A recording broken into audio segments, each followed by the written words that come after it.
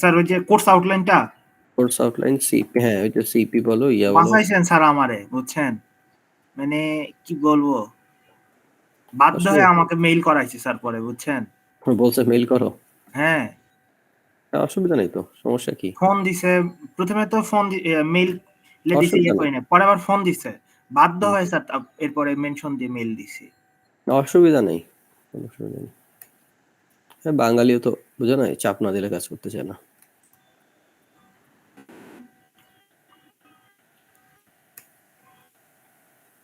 যাই হোক,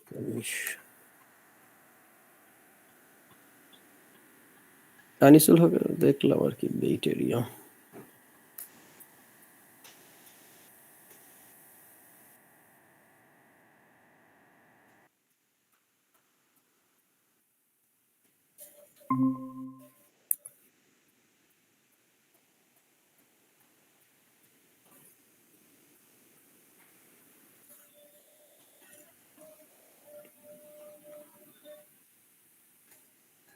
এই খন্দকার মেহেদী হাসান, এত টেনশনের কি? মাথায় হাত দিয়া ছবি দিয়ে রাখছো। স্যার ডিপ্রেশন কাজ করে অনেক। এত এই বয়সে এত বিপদ। এই বয়সে ডিপ্রেশন কাজ করে?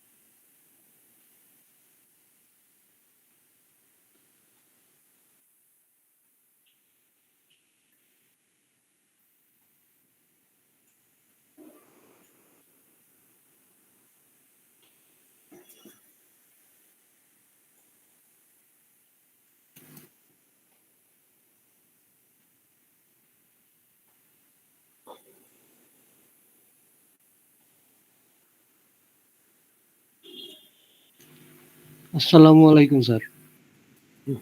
ওয়ালাইকুম আসসালাম। দেখো আর লোকজন আছে কিনা, শুরু করে দিন এলে।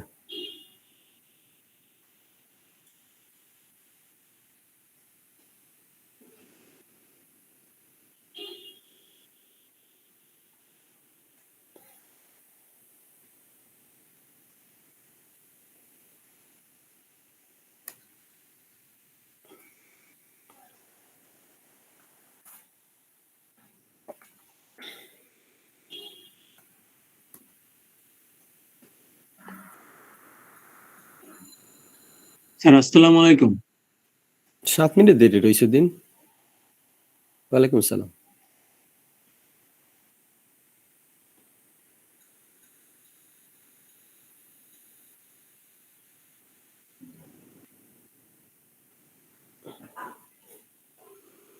বুঝছো ফাদ, মেয়েগুলোর একটা বৈশিষ্ট্য দেখলাম, যেগুলি সব চশমা পরে ক্লাসে, এগুলি একটা ছবিতে চশমা দেয় না। আমি স্যার খেয়াল করি না। আমি এই প্রথম খেয়াল করলাম, যেগুলি ক্লাসে যেগুলি দেখতেছি, কোনো তো এগুলো তো অনলাইনে জয়েন করে নাই। নামে তো চিনি, চেহারা গিয়ে দেখি একটা চশমা পড়তেছে না। চশমা বললে কি স্মার্টনেস চলে যায়? ইয়া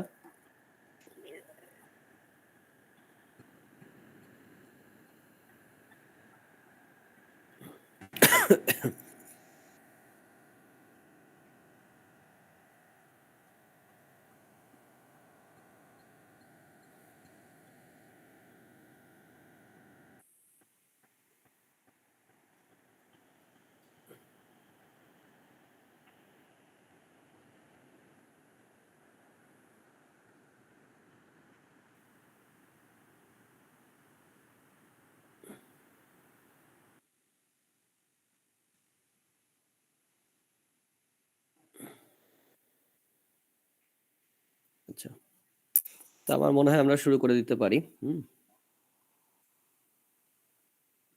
সো দাঁড়াও তাহলে।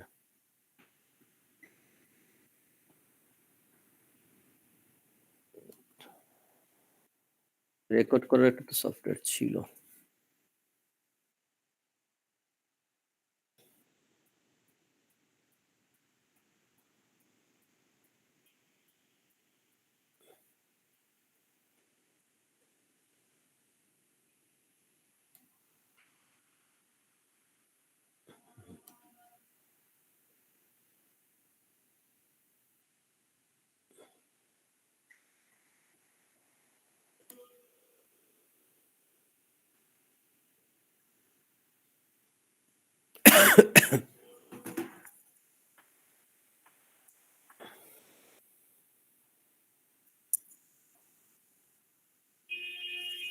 আচ্ছা, আমরা আমাদের মনে হয় ক্লাস শুরু করে দিতে পারি, 10 মিনিট হয়ে গেছে। সো সবার শুরুতেই ফাহাদ স্যারকে ধন্যবাদ আমাদের সাথে থাকার জন্য, আর তোমাদেরকেও ধন্যবাদ, তোমরা যারা আজকে শুক্রবার দিন আসলে এই ছুটির এই মুহূর্তে তোমরা জয়েন করছো। আচ্ছা, যাই হোক, এখন আমরা আসলে কাজের কথায় চলে যাই। সো ইন জেনারেল আমাদের যে আসলে ডাটাবেজের কোর্সটা যেটা ছিল, সেখানে আমরা যে আসলে যে প্রজেক্টটা দিতাম, সেই প্রজেক্টটাকে এখন কমপ্লেক্স ইঞ্জিনিয়ারিং এর আন্ডারে নিয়ে আসতে হবে। তো আমি আগে বুঝাই আসলে আমরা এতদিন ধরে কোন প্রজেক্টটা দিতাম, বা আগে আমি যে ডাটাবেস কোর্সগুলো নিছিলাম সেই প্রজেক্টটা কি দিতাম। তো সেটাই আসলে মূলত তোমাদের করতে হবে, আর সেটাকে একটু কিছুটা মডিফিকেশন করে এবং এটার সাথে কিছু অ্যাট্রিবিউট অ্যাড করে তোমাদের এটাকে কমপ্লেক্স ইঞ্জিনিয়ারিং এর এই প্রসেসটা করতে হবে। তো আমি আগে প্রজেক্টটা তোমাদের একটু বুঝাই নি, যে তোমাদের যেটা, তো এই প্রজেক্টটা যেটা করা হতো ফাইনাল প্রজেক্ট, সেটা তোমাদের ক্লাসে অলরেডি শুরু করছে, এবং তোমরা যারা ক্লাস করছো গতকাল তারা দেখতে পাচ্ছ যে আমাদের সেটা ইয়ার ডায়াগ্রাম আছে। সো বেসিক্যালি ইয়ার ডায়াগ্রামটা তোমার হচ্ছে স্কিমা ডায়াগ্রামের আগের ফেস। ইয়ার ডায়াগ্রামের উপর বেস করে পরবর্তীতে আমরা স্কিমা ডায়াগ্রাম করি। তো এটাই বলা হয়েছে যে একটা প্রজেক্ট অফ ইয়ার ডায়াগ্রাম। আচ্ছা, মার্কস এখানে হয়তো চেঞ্জ হবে আর কি, তোমরা এখানে ওয়ার্ড বা পিডিএফ ফাইল দিবা। তো সেখানে তোমাদের আসলে যেটা রিপোর্ট দিতে হবে, এবং কি বলে ওটার নাম, কোডের ফাইল যেটা আছে সেটা দিতে হবে। তো এখন তোমাদের প্রথম কাজ যেটা হচ্ছে গিয়ে, যে তোমাদের আসলে 5 জনের মিলে একটা গ্রুপ হবে, এবং এই 5 জনের যে গ্রুপ হবে, এই 5 জনের গ্রুপ তোমাদের যেটা আছে সেটা মিলে তোমাদের আসলে একটা টপিক সিলেক্ট করতে হবে। যেমন যেই আমাদের ইয়েটা করে থাকি, ওই যে তোমরা স্কিমা ডায়াগ্রামটা দেখতেছো বা গতকাল যেটা ইয়ার ডায়াগ্রাম দেখটা, ওটাকে তুমি যদি নাম দিতে চাও তাহলে তুমি নাম দিতে পারো ইউনিভার্সিটি ম্যানেজমেন্ট সিস্টেম। মানে আমাদের একটা স্যার, আপনি কি ইউনিভার্সিটি। কিছু রিপ্রেজেন্ট করেছেন? ও আচ্ছা, সরি, স্ক্রিন মনে হয় শেয়ার করি নাই। Thank you. আচ্ছা, দেখা যাচ্ছে আমার স্ক্রিন, আশা করি দেখতে পাচ্ছ না স্টুডেন্টরা?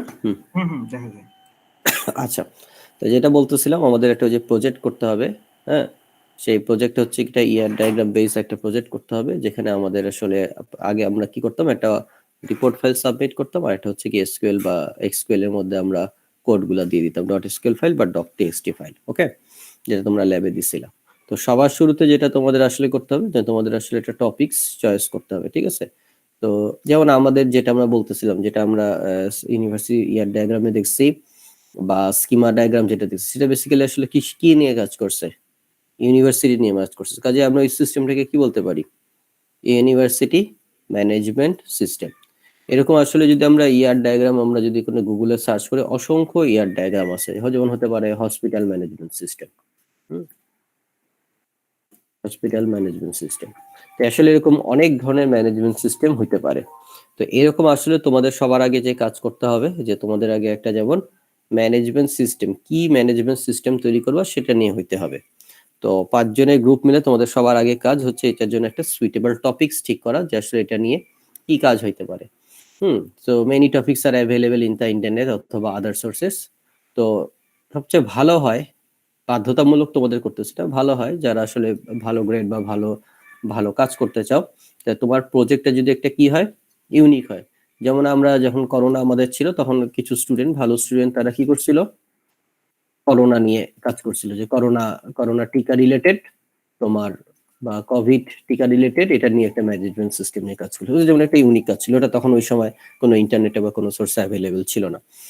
সো তোমরা এখন তোমাদের যে কোনো রিয়েল লাইফ সিনারিও নিয়ে তোমাদের আসলে একটা ম্যানেজমেন্ট সিস্টেম তোমাদের আগে কি বলবো চয়েস করতে হবে। যেটা তোমাদের আসলে প্রথম কাজ, 5 জন মিলে একটা কাজ করবা, সেটা হচ্ছে কি একটা সুইটেবল টপিক। সো 5 জন করে একটা গ্রুপ করবা, যদি 2-1 জন কম হয় তো হইলো, আর খুব যদি আবার 2-1 জন বেশি থাকে তাহলে আমরা ওদেরকে 6 জনের গ্রুপ করে দিব।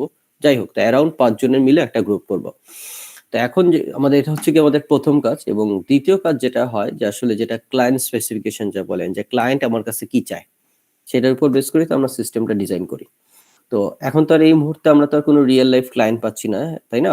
তো এখন আসলে আমাদের এইটার জন্য যেটা করতে হবে, যেটা তোমাদের আর 2টা থিওরি ক্লাস হলে আরো ক্লিয়ার হয়ে যাবে, যে তোমাদের আসলে একটা ধরে নিতে হবে তুমি কোনো ক্লায়েন্টের সাথে কথা বলতেছো এবং ও তোমাকে কিছু স্পেসিফিকেশন দিচ্ছে, ঠিক আছে? তো স্পেসিফিকেশনটা তুমি একটা ডেসক্রিপশন লিখবা। হুম, এই জিনিসটা তোমরা 2টা ক্লাস যাক, এই সেকেন্ড টাস্কটা তখন তোমাদের আরো অনেক বেশি ক্লিয়ার হয়ে যাবে। আর 2টাতে 3টা ক্লাস যেতে দাও, এই সামনের সপ্তাহের মধ্যেই তোমাদের আসলে ডেসক্রিপশনটা কিভাবে লিখবা এই জিনিসটা পুরোটা ক্লিয়ার হয়ে যাবে। সো সেকেন্ড টাস্ক যেটা থাকে, যে তোমাকে আসলে এটার জন্য একটা ডেসক্রিপশন লিখতে হবে, ঠিক আছে? সো 3 নাম্বার কাজ যেটা হয়, যে আসলে তোমাদের যেমন আমরা বলতেছিলাম যে আসলে যে তোমরা যেটা করছো অলরেডি, যেমন স্কিমা ডায়াগ্রাম করছো, তাই না? স্কিমা ডায়াগ্রামের মধ্যে কি ছিল বলো? টেবিল ছিল, এবং তার মধ্যে আসলে টেবিলস গুলোর মধ্যে কি ছিল বলো? কনস্ট্যান্টস গুলো দেওয়া ছিল। তো আমি তোমাদের বলছি এই স্কিমা ডায়াগ্রামটা আসছে কোত্থেকে? ইয়ার ডায়াগ্রাম থেকে। এখন এই ইয়ার ডায়াগ্রাম এর আগে আসলে কি ছিল, মানে তুমি ইয়ার ডায়াগ্রামটা তৈরি করছো কোত্থেকে? তুমি ডায়াগ্রামটা তৈরি করছো আসলে ডেসক্রিপশনটা থেকে। এবং এই ডেসক্রিপশনের আগে কি ছিল, যে তুমি কোন বিষয়টা নিয়ে কাজ করতে চাও। যেমন তুমি যদি এখানে তোমাদের বইয়ে যেমন আছে ইউনিভার্সিটি ডাটাবেস সিস্টেম, তাই না? ইউনিভার্সিটি ডাটাবেস ম্যানেজমেন্ট সিস্টেম, তাই না?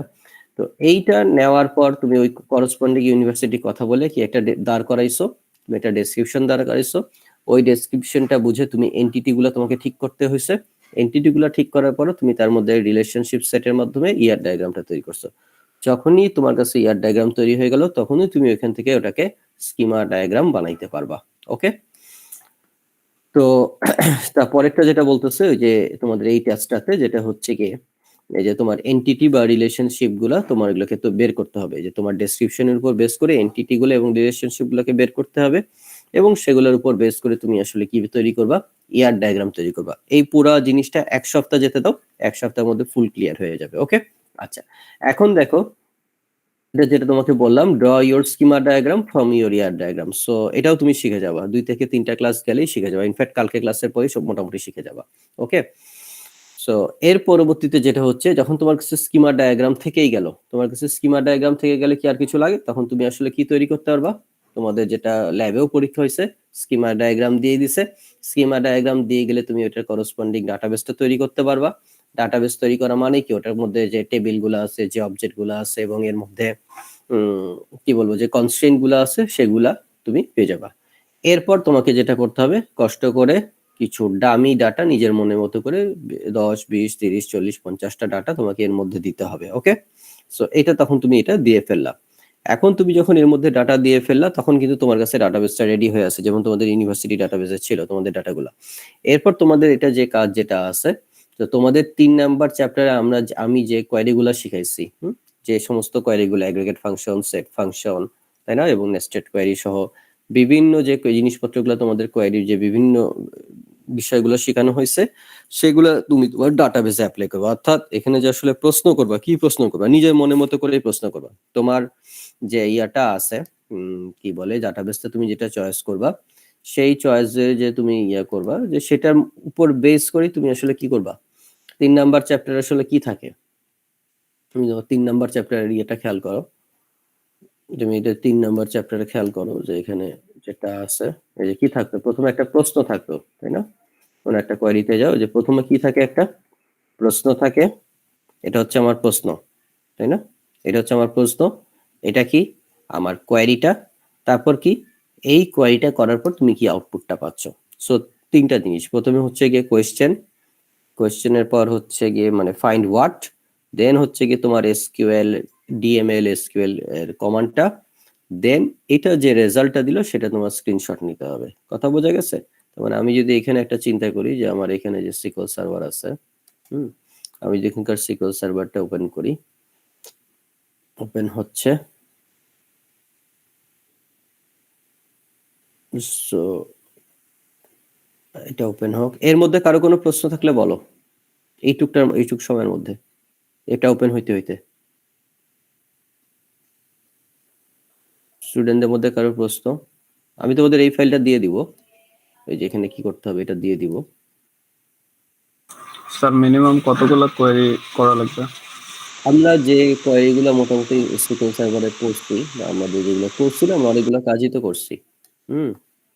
আমরা মোটামুটি তো অনেক কাজই করছি। তো যেমন এটা কি ফাইন্ড, এটা আমার যেমন প্রশ্ন ছিল কি find the names of the instructors. তুমি তখন এটা হচ্ছে তোমার কোয়েশ্চেন, তোমার SQL কমান্ড কি সিলেক্ট নেম ফ্রম ইনস্ট্রাক্টর, তাই না? আমি যদি এখন এটা এক্সিকিউট করি, আর এটা আমার কি আসছে রেজাল্ট। তো তুমি আসলে কি করবা, তাহলে তোমার ওয়ার্ড ফাইলের মধ্যে কি থাকবে,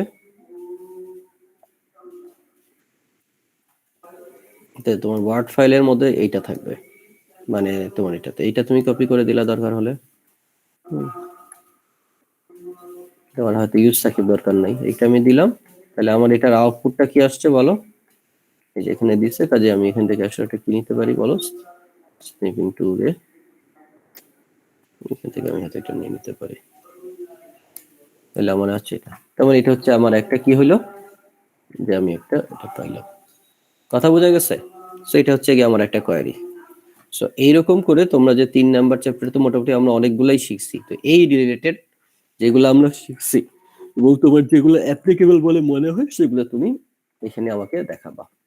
ওকে, এটা হচ্ছে গিয়ে তোমাদের প্রজেক্টের মূল ইয়াটা ছিল। এটা হচ্ছে তোমাদের সোজা কথা একটা ডিসক্রিপশন করতে হয়। এখন এটা তো এতদিন ছিল, বর্তমানে আমাদের যেটা হচ্ছে যে এই কি বলে ওটার নাম, তোমরা বোধহয় জানো যে আমরা অ্যাক্রিডিটেশন পাওয়ার জন্য যেটা করতেছি বেইটের, আমরা অনেক ধরনের কি বলবো এটা প্রসেস ফলো মধ্য দিয়ে আমরা যাচ্ছি, তাই না? এবং এটার জন্য আমাদের কোর্স অবজেক্টিভ, কোর্স আউটলাইন ইত্যাদি এই জিনিসগুলো আমাদের দিতে ছিল, মানে আমাদেরকে ফলো করতে হচ্ছে। এবং এখানে তুমি যদি দেখো আমাদের আসলে এই জিনিসগুলো একটু হালকা করে হলেও বুঝতে হবে। আমরাও এগুলোর মধ্য দিয়ে নতুন, এই জন্যই কি বলে আমাদেরও এটা কম বেশি সবাইকে আমাদেরকেও শিখতে হচ্ছে। তো এইখানে আমি যে তোমাদের সাথে আসলে যেটা দিছি, এই যে যেমন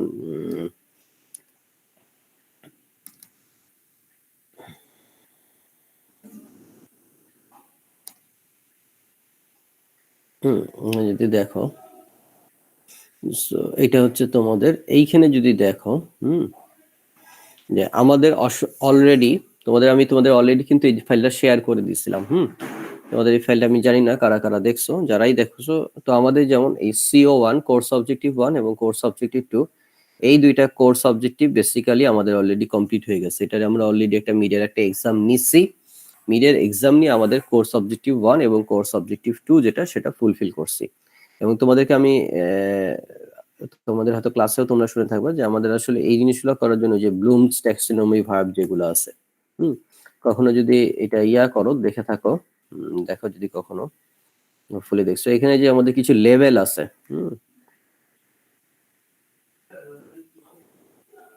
দেখো এই যে knowledge, understand, apply, analyse, evaluate, create. তার মানে যেমন তোমাদের যে প্রজেক্টটা করবো এটা আসলে এই লেভেলের ক্রিয়েট বেস, তার মানে তোমাদের এটা নতুন করে ডিজাইন করতে হবে এবং তোমাদের এটাকে ডেভেলপ করতে হবে পুরো জিনিসটা। এটা হচ্ছে গিয়ে তোমাদের, এটা হচ্ছে গিয়ে ক্রিয়েট, অর্থাৎ সবচেয়ে হাই লেভেল ব্লুমস ট্যাক্সোনমি, সবচেয়ে হাই লেভেল কি বলবো পার্টটাকে তোমরা এটাকে অ্যাচিভ করার চেষ্টা করবা।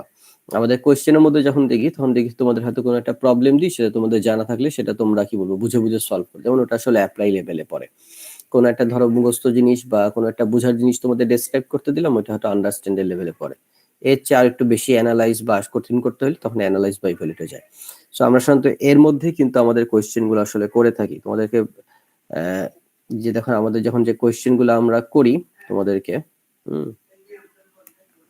তোমাদের যখন আমরা কোয়েশ্চেন গুলা করি, গেল এক্সাম ফোল্ডারটা, এক্সামের মধ্যে ফল, এটা তোমাদের ফল চলতেছে। যদি আমরা দেখো মিড ফলে যাই, তোমাদের আমরা যে আসলে যে কোর্স আউটলাইনটা প্রোভাইড করি এটার উপর বেস করে আমরা যে এই ওয়ার্ড গুলো চয়েস করি, যেমন এক্সপ্লেইন, তারপর হচ্ছে সলভ, এগুলো সবই কিন্তু আসলে ব্লুমস ট্যাক্সোনমি ভার্ব।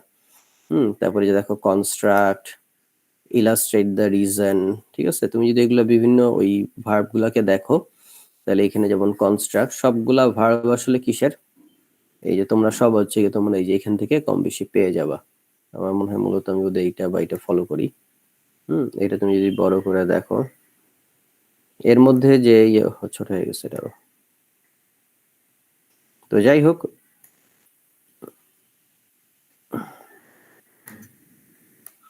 এরকম হচ্ছে কেন? এই যে দেখো, এই যে এখানে যে ভার্ব গুলা দেওয়া আছে বিভিন্ন লেভেলের, তা আমরা কিন্তু আসলে যখন ওই যে তোমাদেরকে কোর্স আউটলাইন গুলা দিছি, তোমাদের যখন আমরা কোর্স আউটলাইন গুলা দিছি, কোর্স আউটলাইন যদি খেয়াল করো,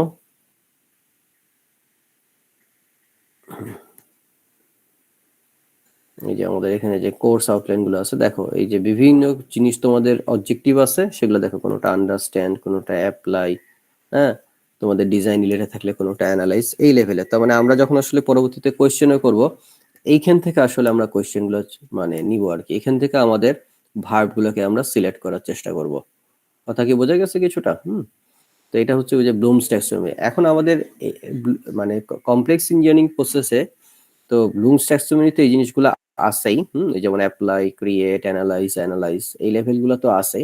এর সাথে সাথে আসলে আরো আমাদের কিছু কেস, পিস এবং এস, এগুলাকেও আমাদের আসলে কি করতে হয়, এগুলাকেও আমাদের আসলে টাচ করতে হবে। ওকে, যেমন তোমাদের আমি আসলে পড়তে দিচ্ছিলাম, তোমরা আসলে আমি জানি না ঠিক কতটুকু পড়ছো বা দেখতে দিচ্ছিলাম, এখানে দেখো আমি কিন্তু মার্কস ডিস্ট্রিবিউশন গুলো কিন্তু আমরা আসলে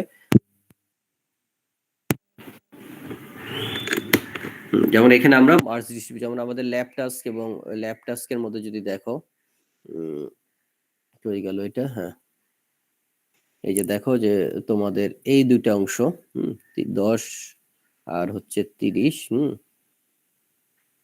তো এই জিনিসগুলো কিন্তু আমরা অলরেডি কি করছি, যেমন তোমাদের ল্যাবে বিভিন্ন সময় কন্টিনিউয়াস ইভালুয়েশন করছি, বা ল্যাবে যখন টুকটাক কাজ দিছি কে কিরকম করছো সেটা আমি খেয়াল রাখছি, প্লাস তোমাদের এক্সাম নিচ্ছি, তাই না, জিজ্ঞেস করছি কি কাজ করছো, এরকম করে ধরো অলরেডি তোমাদের ধরো 40 মার্ক তোমাদের অলরেডি ধরো দিয়ে দেওয়া হয়েছে।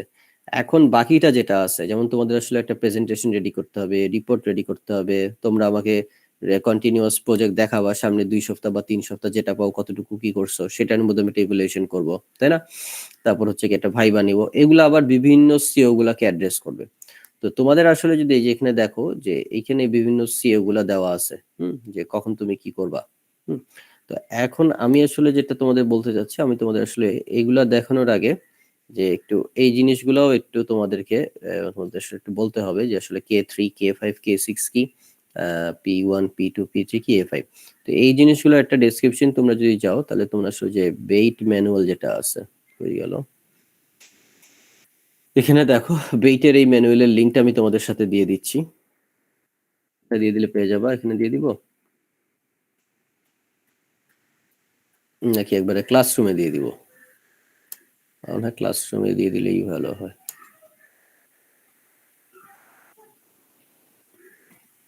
হয়ে গেল।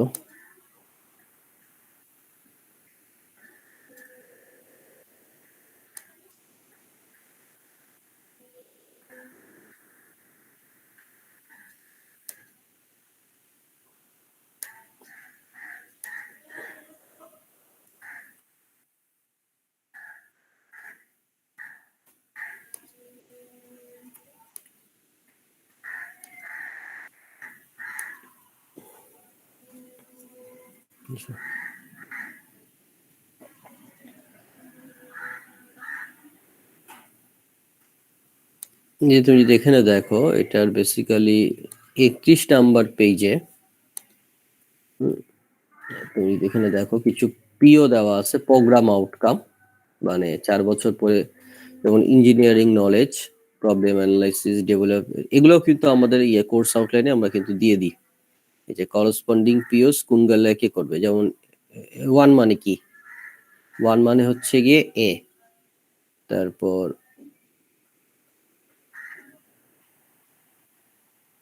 তো কোশ্চেন, যেমন 2 মানে কি, তাহলে বি, যেটা বি এর মধ্যে কি আছে, প্রবলেম অ্যানালাইসিস, সো এইখানে তোমাদের এই জিনিসগুলো তোমরা একটু দেখবা যে এখানে আসলে কোনটা জিনিস বলতে কি বোঝায় এবং কেন এটা ইয়ে করতেছে, এটা তোমাদের আসলে স্টাডি করার বিষয় আছে। তো এখন এটা হওয়ার পর আমাদের তুমি যদি দেখো যে আসলে K1, K2, K3 এই জিনিসগুলোর মধ্যে দেখো আমরা আসলে আমাদের কোনগুলাকে টাচ করার চেষ্টা করছি। যেমন এখানে আমরা বলার চেষ্টা করছি যে আমরা K3, K5 এবং K6 অ্যাচিভ করব। পি এর মধ্যে P1, P3, P7 নিচের দিকে আছে, আর এটার মধ্যে এ কোনটা অ্যাচিভ করব। যেমন এখানে দেখো, যেমন বলছে K1 কি বলছে, a systematic theory based understanding of natural science. So আমরা দেখো ন্যাচারাল সায়েন্স বলতে আসলে ধর আমাদের মূল যে ফিজিক্স, কেমিস্ট্রি এগুলা যে কি বলবো বেসিক সাবজেক্ট গুলা যেগুলো আছে এটা হচ্ছে K1 এর আন্ডারে পড়ে। আমাদের এই সাবজেক্টটা কি আসলে ফিজিক্স বা ইয়ার মধ্যে আছে? আমাদের সাবজেক্টটা তো কম্পিউটার সায়েন্স, নিশ্চয়ই ফিজিক্স, আমাদের সাবজেক্টটা নিশ্চয়ই ন্যাচারাল সায়েন্স না। এই জন্য আমরা এখানে কি দিই নাই বলো, K1 দিই নাই, ঠিক আছে। এবং K2 এর মধ্যে যেটা বলতেছে যেমন ম্যাথমেটিক্স আছে, নিউমেরিক্যাল অ্যানালাইসিস আছে, স্ট্যাটিস্টিক্স আছে, আবার কম্পিউটার সায়েন্সেরও ধরো কোডিং বা এই জাতীয় কিছু ইয়ে আছে, সেটা K2 দিনই। আমরা এখান থেকে যে কয়টা মনে হয়েছে যে হইতে পারে যে a systematic theory based formulation of engineering fundamentals required for research, so K3 আমাদের একটা হতে পারে, ঠিক আছে। যেহেতু তোমাদের আসলে ইয়ার ডায়াগ্রাম এটা যেটা পড়বা এটা তোমাদের থিওরি বেস, তারপর সেটাকে তোমরা ফর্মুলেট করবা। সেজন্য ধরো এখানে আমরা কি লিখছি, চিন্তা করে কি লিখছি বলো, এখানে K3 লিখছি। তারপর ধরো ওই যে K5 লিখছি, ঠিক আছে, knowledge that suppose engineering design practice area, যেমন K5 এটা লিখছি। তারপর এখানে ধরো একটা আছে যেমন K4 এর মধ্যে লেখা আছে স্পেশালিস্ট নলেজ। যেমন স্পেশালাইজ নলেজ কি হইতে পারে, ধরো মেশিন লার্নিং এর নলেজ বা ব্লক চেইনের নলেজ, যেটা এখন একদম কি বলবো একটু স্পেশালাইজেশন, এখন এটা নর্মাল হয়নি। তো আমরা তো এখানে তেমন কিছু করতেছি না, সো আমাদের এখানে আসলে কোনটা দিই নাই বলো, K4টা কিন্তু এখানে দিইনি, ঠিক আছে। আবার ধরো K6, ঠিক আছে, নলেজ আমাদের ইঞ্জিনিয়ারিং প্র্যাকটিসের নলেজ লাগবে, সেজন্য আমরা এখানে K6 এই কয়টা জিনিস এখানে টাচ করার চেষ্টা করছি। তো এটা ছাড়া ওই যে ধরো আরো ইয়া আছে যেমন research literature of the discipline, এগুলো আমাদের আসলে রিসার্চ এখানে কিছু নাই, সো আমাদের এটা এখানে ইয়া করতে হচ্ছে না। তো আচ্ছা, ফাহাদ মনে হয় কিছু বলবে। ফাহাদ স্যার বলেন। স্যার আমি ওদেরকে এখানে কিছু একটু অ্যাড করি স্যার আপনার সাথে, আমি স্লাইড প্রেজেন্ট করে, তাহলে ওদের ক্ষেত্রে হয়তো আরেকটু সুবিধা হবে। তাহলে আমি প্রেজেন্টেশনটা বন্ধ করি। জি স্যার। আচ্ছা, আমাকে হয়তো তোমরা ফিজিক্যালি তোমার ক্লাসে কখনো দেখা হয় নাই, বাট আমাকে মনে হয় চেনার কথা নাকি? একটু তো রেসপন্স করো, মাইক্রোফোন দুই একজন on করো। আচ্ছা, আমি স্যারকে একটু হেল্প করতেছি, স্যার আসলে এখানে এক্সপার্ট, বাট আমি একটু তোমাদেরকে এখানে আমার কিছু নলেজ একটু শেয়ার করি ক্ষুদ্র পরিসরে।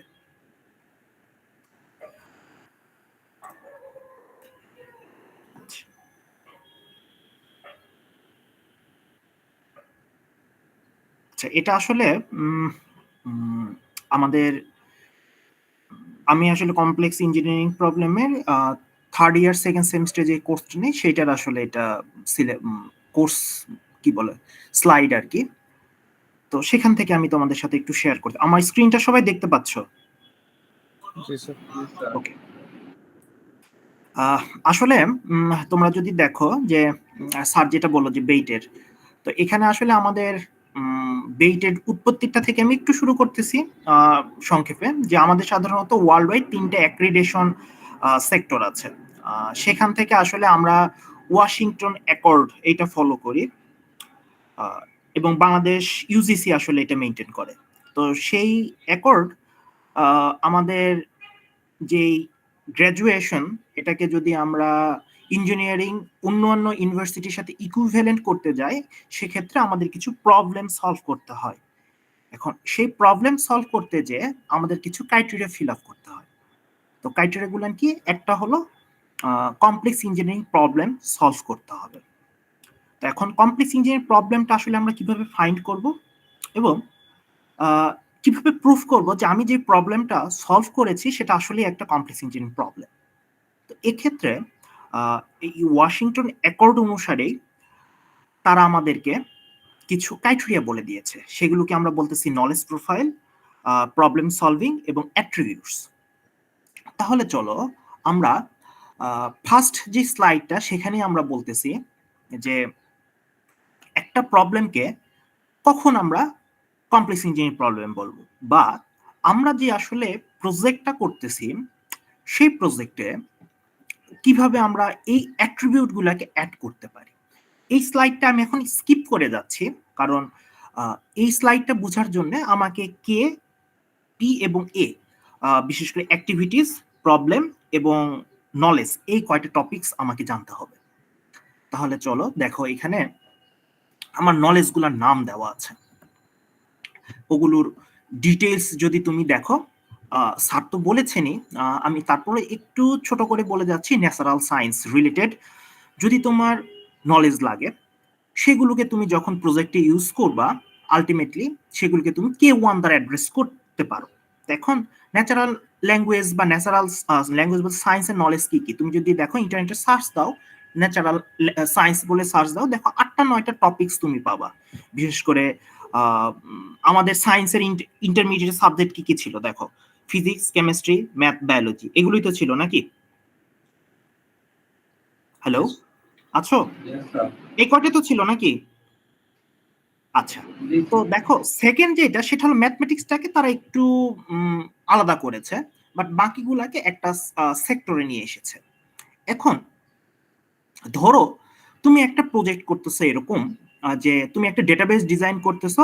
কিছুদিন আগে আমাদের কোভিড ছিল না? তো কোভিডে ধরো যে তুমি একটা জিনোম সিকোয়েন্সের ডাটা, মানে আমরা কি বলতাম যে এটার সাথে এটার হয়তো নতুন একটা ভেরিয়েন্ট এসেছে, এগুলো কি করে, নাম একটা ওয়ার্ড তোমরা জানো, জিনোম সিকোয়েন্সিং করছে। আমাদের হয়তো একজন বিজ্ঞানীও এই কাজ করেছে, বাংলাদেশি। এখন ওইটার জন্য একটা ডেটাবেস তুমি ডিজাইন করতেছো অ্যাজ এ কম্পিউটার সায়েন্স, এই ধরনের একটা প্রবলেম তুমি সলভ করতেছো। তখন কিন্তু দেখো ন্যাচারাল সায়েন্স, বায়োলজির একটা নলেজ লাগতেছে। তো এইটা কিন্তু ন্যাচারাল সায়েন্সের মধ্যে চলে গেল এই ধরনের প্রজেক্ট। তো এরপরে যেটা K2, K2তে আমরা আসলে ম্যাথমেটিক্স রিলেটেড বা আবার ম্যাথমেটিক্স রিলেটেড হলেও ফার্স্ট প্রিন্সিপাল লতে আমরা যেগুলো, দ্যাট মিনস একবারে টোটালি ম্যাথমেটিক্স অ্যানালাইসিস কিছু মডেল আছে। ভবিষ্যতে যে তোমরা পড়বে, এখনো তো অনেক জুনিয়র লেভেলে আছো, তো হয়তো বা কিছু এরকম ম্যাথমেটিক্যাল মডেলই আছে। যে ধরো তুমি একটা প্রবলেম হয়তো বা পড়েছো না স্ট্যাটিস্টিক্সে, বায়াস থিওরাম বা এইরকম রিলেটেড কিছু প্রবলেম দ্বারা তুমি একবারে একটা অ্যানালাইসিস করতেছো। আরেকটু পরে করবা নিউমেরিক্যাল অ্যানালাইসিসের কিছু মডেল। তো এই ধরনের যখন ডিরেক্ট আমরা মডেল ইউজ করব, তখন সেটা বলতেছি কি K2। আবার এই আমাদের কম্পিউটার সায়েন্সটা আসলে বা ইনফরমেশন সায়েন্সটা আসলে কিসের উপর বেস করে? ম্যাথমেটিক্সের উপরে বেস করে। কিন্তু এখানে আসলে কনসেপচুয়াল বেস যে ম্যাথমেটিক্স, সেগুলোকে আমরা ইউজ করব। আচ্ছা, থার্ড যেটা বলতেছি K3, এখানে হলো ফান্ডামেন্টাল। আচ্ছা, তোমরা হলো ওপি পড়তেছো ঠিক না? জি স্যার। হ্যালো, পড়েছো? ওপি তো অলরেডি পড়ে ফেলেছো নাকি? জি স্যার। আচ্ছা, এখন দেখো তুমি ওপি কিসে পড়েছো? জাভাতে, ঠিক না? জি স্যার। আচ্ছা, তোমার অন্যান্য ইউনিভার্সিটির ফ্রেন্ডরা এই যারা কম্পিউটার সায়েন্সে পড়তেছে, তারা এই অবজেক্ট ওরিয়েন্টেড প্রোগ্রামিং এই টপিক না পড়ে কেউ কি আছে? বা ধরো যে তাদের ডিগ্রিটা কি তারা কমপ্লিট করতে পারবে? দ্যাট মিনস দেখো, এটা তো আসলে সকল ইঞ্জিনিয়ারিং রুলস এর জন্য বানিয়েছে, মানে সকল ইঞ্জিনিয়ারিং ফিল্ডের জন্য। তো এখন আসলে এখানে বলা হচ্ছে যে ইঞ্জিনিয়ারিং ফান্ডামেন্টাল। এখন তুমি যেই ফিল্ডে পড়তেছো, তোমার যে ফান্ডামেন্টাল আরেকজনের ফান্ডামেন্টালের সাথে মিলবে না। এখন দেখো, তুমি যেহেতু কম্পিউটার সায়েন্সে পড়তেছো, আমার ফান্ডামেন্টাল সাবজেক্ট কি কি? প্রথম অবস্থায় যে কোনো ধরনের প্রোগ্রামিং ল্যাঙ্গুয়েজ অবশ্যই। এরপরে এই যে দেখো ডাটাবেস, সফটওয়্যার ইঞ্জিনিয়ারিং, বা যেগুলো বেসিক সাবজেক্ট ছাড়া তোমার ডিগ্রি কখনোই কমপ্লিট হবে না তোমার রিলেটেড। এক কথা যদি আমরা এটাকে একটু বুঝার জন্য এরকম ভাবে বলতেছি, যে তুমি যে সাবজেক্টগুলো না পড়লে তোমার ডিগ্রিটাই কমপ্লিট হবে না, সেগুলোকে তুমি ফান্ডামেন্টাল বলতে পারো। আবার দেখো, তুমি হয়তো ভবিষ্যতে যে দেখবা, ধরো তুমি 3-2 যে একটা অবজেক্ট ওরিয়েন্টেড প্রোগ্রামিং 2 কোর্স পড়বা, আমাদের এখানে পাইথন দ্বারা পড়বা। এখানে হয়তোবা তোমাদের জ্যাঙ্গো ফ্রেমওয়ার্ক করানো হবে, একটা ফ্রেমওয়ার্ক 3-1 পরবর্তী সেমিস্টারে। আবার তোমার আরেকটা ফ্রেন্ড, সে হয়তোবা এই পিএসপি তে পড়বে অথবা সে জাভাতেই পড়বে। দ্যাট মিনস কি, দেখো একটা ফ্রেমওয়ার্ক যখন করতেছো, ওটা কিন্তু তোমার জন্য কম্পালসারি না। তুমি একভাবে করতেছো, আরেক ইউনিভার্সিটি ফ্রেন্ড আরেকভাবে করতেছে। আমি জাস্ট এগুলো বোঝানোর জন্য বলতেছি, এইভাবে তুমি এক্সাম্পল গুলা দিচ্ছি। এরপরে দেখো তুমি হয়তো বা নাম শুনেছো, মেশিন লার্নিং তুমি পড়বা, তোমার ফ্রেন্ড হয়তো বা আরেকজন ডেটা সায়েন্স পড়বে, সে কি ডিগ্রি পাবে না? অবশ্যই পাবে। তবে তার মানে কি, দেখো তুমি কিছু জিনিসের উপর স্পেশালাইজেশন নিয়ে আসতেছো। আবার দেখো এখন তুমি এই K1 এর একটা প্রবলেম তুমি সলভ করেছো। সে ফর এক্সাম্পল আমি যেটা তোমাকে বললাম, তুমি মেডিকেল সায়েন্সের কোন একটা রুগীর মেডিকেল অ্যাপয়েন্টমেন্ট ম্যানেজমেন্ট সিস্টেম, যেখানে আসলে তোমার রোগের বিভিন্ন ধরনের ডেটা তোমাকে স্টোর করতে হয়, যে সে হয়তো বা কিছু রোগের নাম যদি লিখে তোমাকে একটা ডক্টর সাজেশন করবে, তোমার ওই রকম ভাবে তুমি লিখেছো যদি কিওয়ার্ড লেখে, এরকম একটা ডেটাবেস তুমি তৈরি করতেছো। তার মানে কি, রোগ সম্পর্কে তোমার ধারণা থাকবে, মেডিকেল সায়েন্স সম্পর্কে ধারণা থাকতে হবে। এক কথায় তোমার ফান্ডামেন্টাল নলেজ ব্যতীত অন্যান্য ফিল্ডের, বিশেষ করে K1 এর যে কোনো ফিল্ডের নলেজকে তুমি, যেহেতু আমরা কম্পিউটার সায়েন্সে পড়তেছি, দ্যাট মিনস কি K1 এর প্রত্যেকটা নলেজই আমাদের জন্য স্পেশালাইজেশন নলেজ। চাইলে K1 এর প্রত্যেকটা নলেজকেই আমরা K4 এর দ্বারা আমরা নিয়ে আসতে পারি। তাহলে আরেকটু সোজা করে বলি, ধরো তুমি একটা ব্লাড ব্যাংক ম্যানেজমেন্ট সিস্টেম বলতেছো, সেখানে আরএস ফ্যাক্টর উমুক তুমুক এগুলোর তুমি ডেটাবেস ক্রিয়েট করেছো স্বাভাবিকভাবে। এখন as a computer science student আমার কিন্তু আরএস ফ্যাক্টর নিয়ে ধারণা আমার এত বেশি থাকার উচিত না।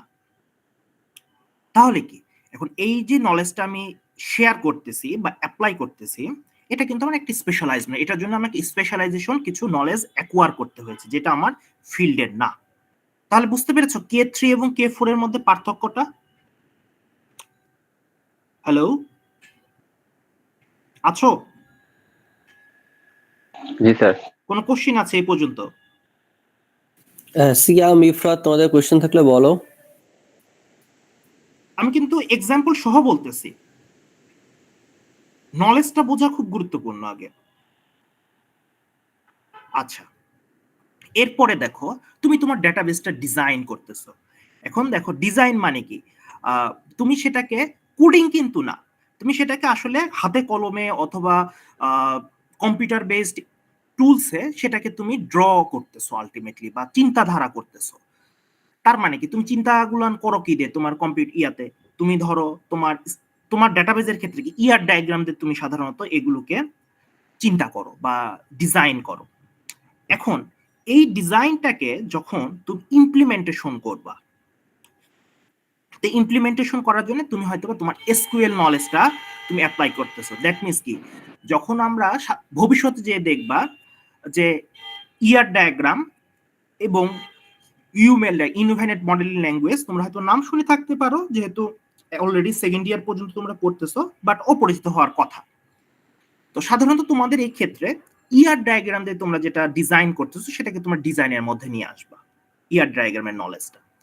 আর ডেটাবেজের ক্ষেত্রে যেহেতু তোমরা এসকিউএল, কেউ তো নন এসকিউএল কি কেউ করতেছো মনে হয় না, তো এসকিউএল দিয়েই যেহেতু করতেছো, সো এই যে নলেজটা সেটাকে তুমি K6 এর ক্ষেত্রে তুমি নিতে পারো। এইখানটায় সাধারণত আমরা যেটা দ্বারা ইমপ্লিমেন্টেশন করি, বিভিন্ন ধরনের প্রোগ্রামিং ল্যাঙ্গুয়েজ, বিভিন্ন ধরনের ফ্রেমওয়ার্ক, এগুলোকে সাধারণত ইমপ্লিমেন্টেশন মানে কোডিং করতেছো, সেগুলোকে তুমি K6 এর মধ্যে নিয়ে আসো। এরপরে দেখো K7 যেটা, সেটা হলো যে তুমি তুমি যেই প্রজেক্টটা করতেছো, সেই প্রজেক্টটা করতে যে ইকোনমিক, এরপরে দেখো পাবলিক সেফটি, এরপরে সোসাইটি, কালচারাল, ইনভায়রনমেন্ট, সাস্টেইনেবিলিটি, এইসব সেক্টরগুলোতে তোমার প্রজেক্টটার ইম্প্যাক্টটা কিরকম হবে, নেগেটিভ হবে না পজিটিভ হবে, এইটা নিয়ে যে তোমার নলেজটা। এখন ধরো কেউ একটা এরকম একটা ডেটাবেস ডিজাইন করতে যাচ্ছ ভাইরাসের জন্য, যেটা কি করবে, তুমি কোনোভাবে একটা প্রোগ্রাম তুমি লিখবা, এসকিউএল তুমি ডিজাইন করবা, যেটাকে আমরা বলি এসকিউএল ইনজেকশন। এটা একটা ভাইরাস প্রোগ্রাম, এটার একটা ভার্সন আছে ব্লাইন্ড এসকিউএল ইনজেকশন। তো আমরা এইটা কি করি, যে ডেটাবেসের কোডিং এর মাধ্যমে ডেটাবেস হ্যাক করার ক্ষেত্রে এই ধরনের এসকিউএল ইনজেকশন কোডগুলান করি। এমনকি এটার একটা নেগেটিভ ইম্প্যাক্ট হবে, মানে তোমাকে চিন্তা করতে হবে তুমি যেই সফটওয়্যারটা তৈরি করবা, সেটা তৈরি করলে এটার নেগেটিভ ইম্প্যাক্ট কিরকম হবে, পজিটিভ ইম্প্যাক্ট কি হবে, সোসাইটির উপরে কি আসবে, ইকোনমিক সেক্টরে কি হবে, ইনভায়রনমেন্টাল কি হবে, এই জিনিসগুলো রিলেটেড নলেজ যেগুলো তুমি করবা বা যেগুলো তুমি অ্যাকোয়ার করবা। ধরো তুমি ব্লাড ব্যাংক ম্যানেজমেন্ট সিস্টেম তৈরি করেছো, এখন এটা আর কি একটা সুন্দর পজিটিভ, এটা করলে কি হবে মানুষ মানে ইম্প্যাক্ট গুলান, যে ভালো একটা কাজ হচ্ছে, মানুষ সহজে ইনফরমেশন পাবে, অথবা ইকোনমিক সেক্টরে মানুষের লাইফটা বাঁচবে, সেটা আসলে সে কন্ট্রিবিউট করবে বিভিন্নভাবে ঘুরায় আসলে কালচারাল এনভায়রনমেন্ট, এই সেক্টরের যে নলেজগুলো, ইম্প্যাক্টের নলেজ, এই জিনিসগুলো সাধারণত কি 7-এ আমরা চিন্তা করি। আর কে 8-এ যেটা, যে তুমি যখন একটা ডেটাবেস ডিজাইন করতে যাচ্ছ বা তুমি একটা প্রজেক্ট করতে যাচ্ছ, সেক্ষেত্রে তোমার রিসার্চ বেসড যদি কোনো ওই রিলেটেড তোমার নলেজ লাগে। সে ফর এক্সাম্পল তুমি এই ব্লাড ব্যাংক ম্যানেজমেন্ট সিস্টেমটাই করতে গেছো, সেখানে তুমি ম্যাপিং কার্ডিনালিটি অ্যাপ্লাই করছো। এখন ম্যাপিং কার্ডিনালিটি কিন্তু অনেকভাবে অ্যাপ্লাই করে। এখন এইটা রিলেটেড ধরো তোমার কোনো রিসার্চ নলেজ লাগতেছে, তুমি একটা পেপার পড়তেছো, তুমি একটা ওয়েবসাইট থেকে হয়তো বা ইনফরমেটিভ ওয়েবসাইট থেকে তুমি ডেটা কালেক্ট করতেছো, এই ধরনের যখন নলেজগুলো তুমি অ্যাপ্লাই করবা সেক্ষেত্রে তুমি কি 8 করতে পারো। তো আলটিমেটলি এই গেল আমার নলেজের বর্ণনা, যে কোন নলেজটা আমার কোন ক্ষেত্রে হেল্প হবে। নলেজ নিয়ে কারো কোনো কোশ্চিন আছে কিনা, যে স্যার আমি এই নলেজটা সম্পর্কে বুঝতে পারতেছি না, আমার ডেটাবেজের ক্ষেত্রে এটা কোন ধরনের ইম্প্যাক্ট ফেলবে? এনিওয়ান?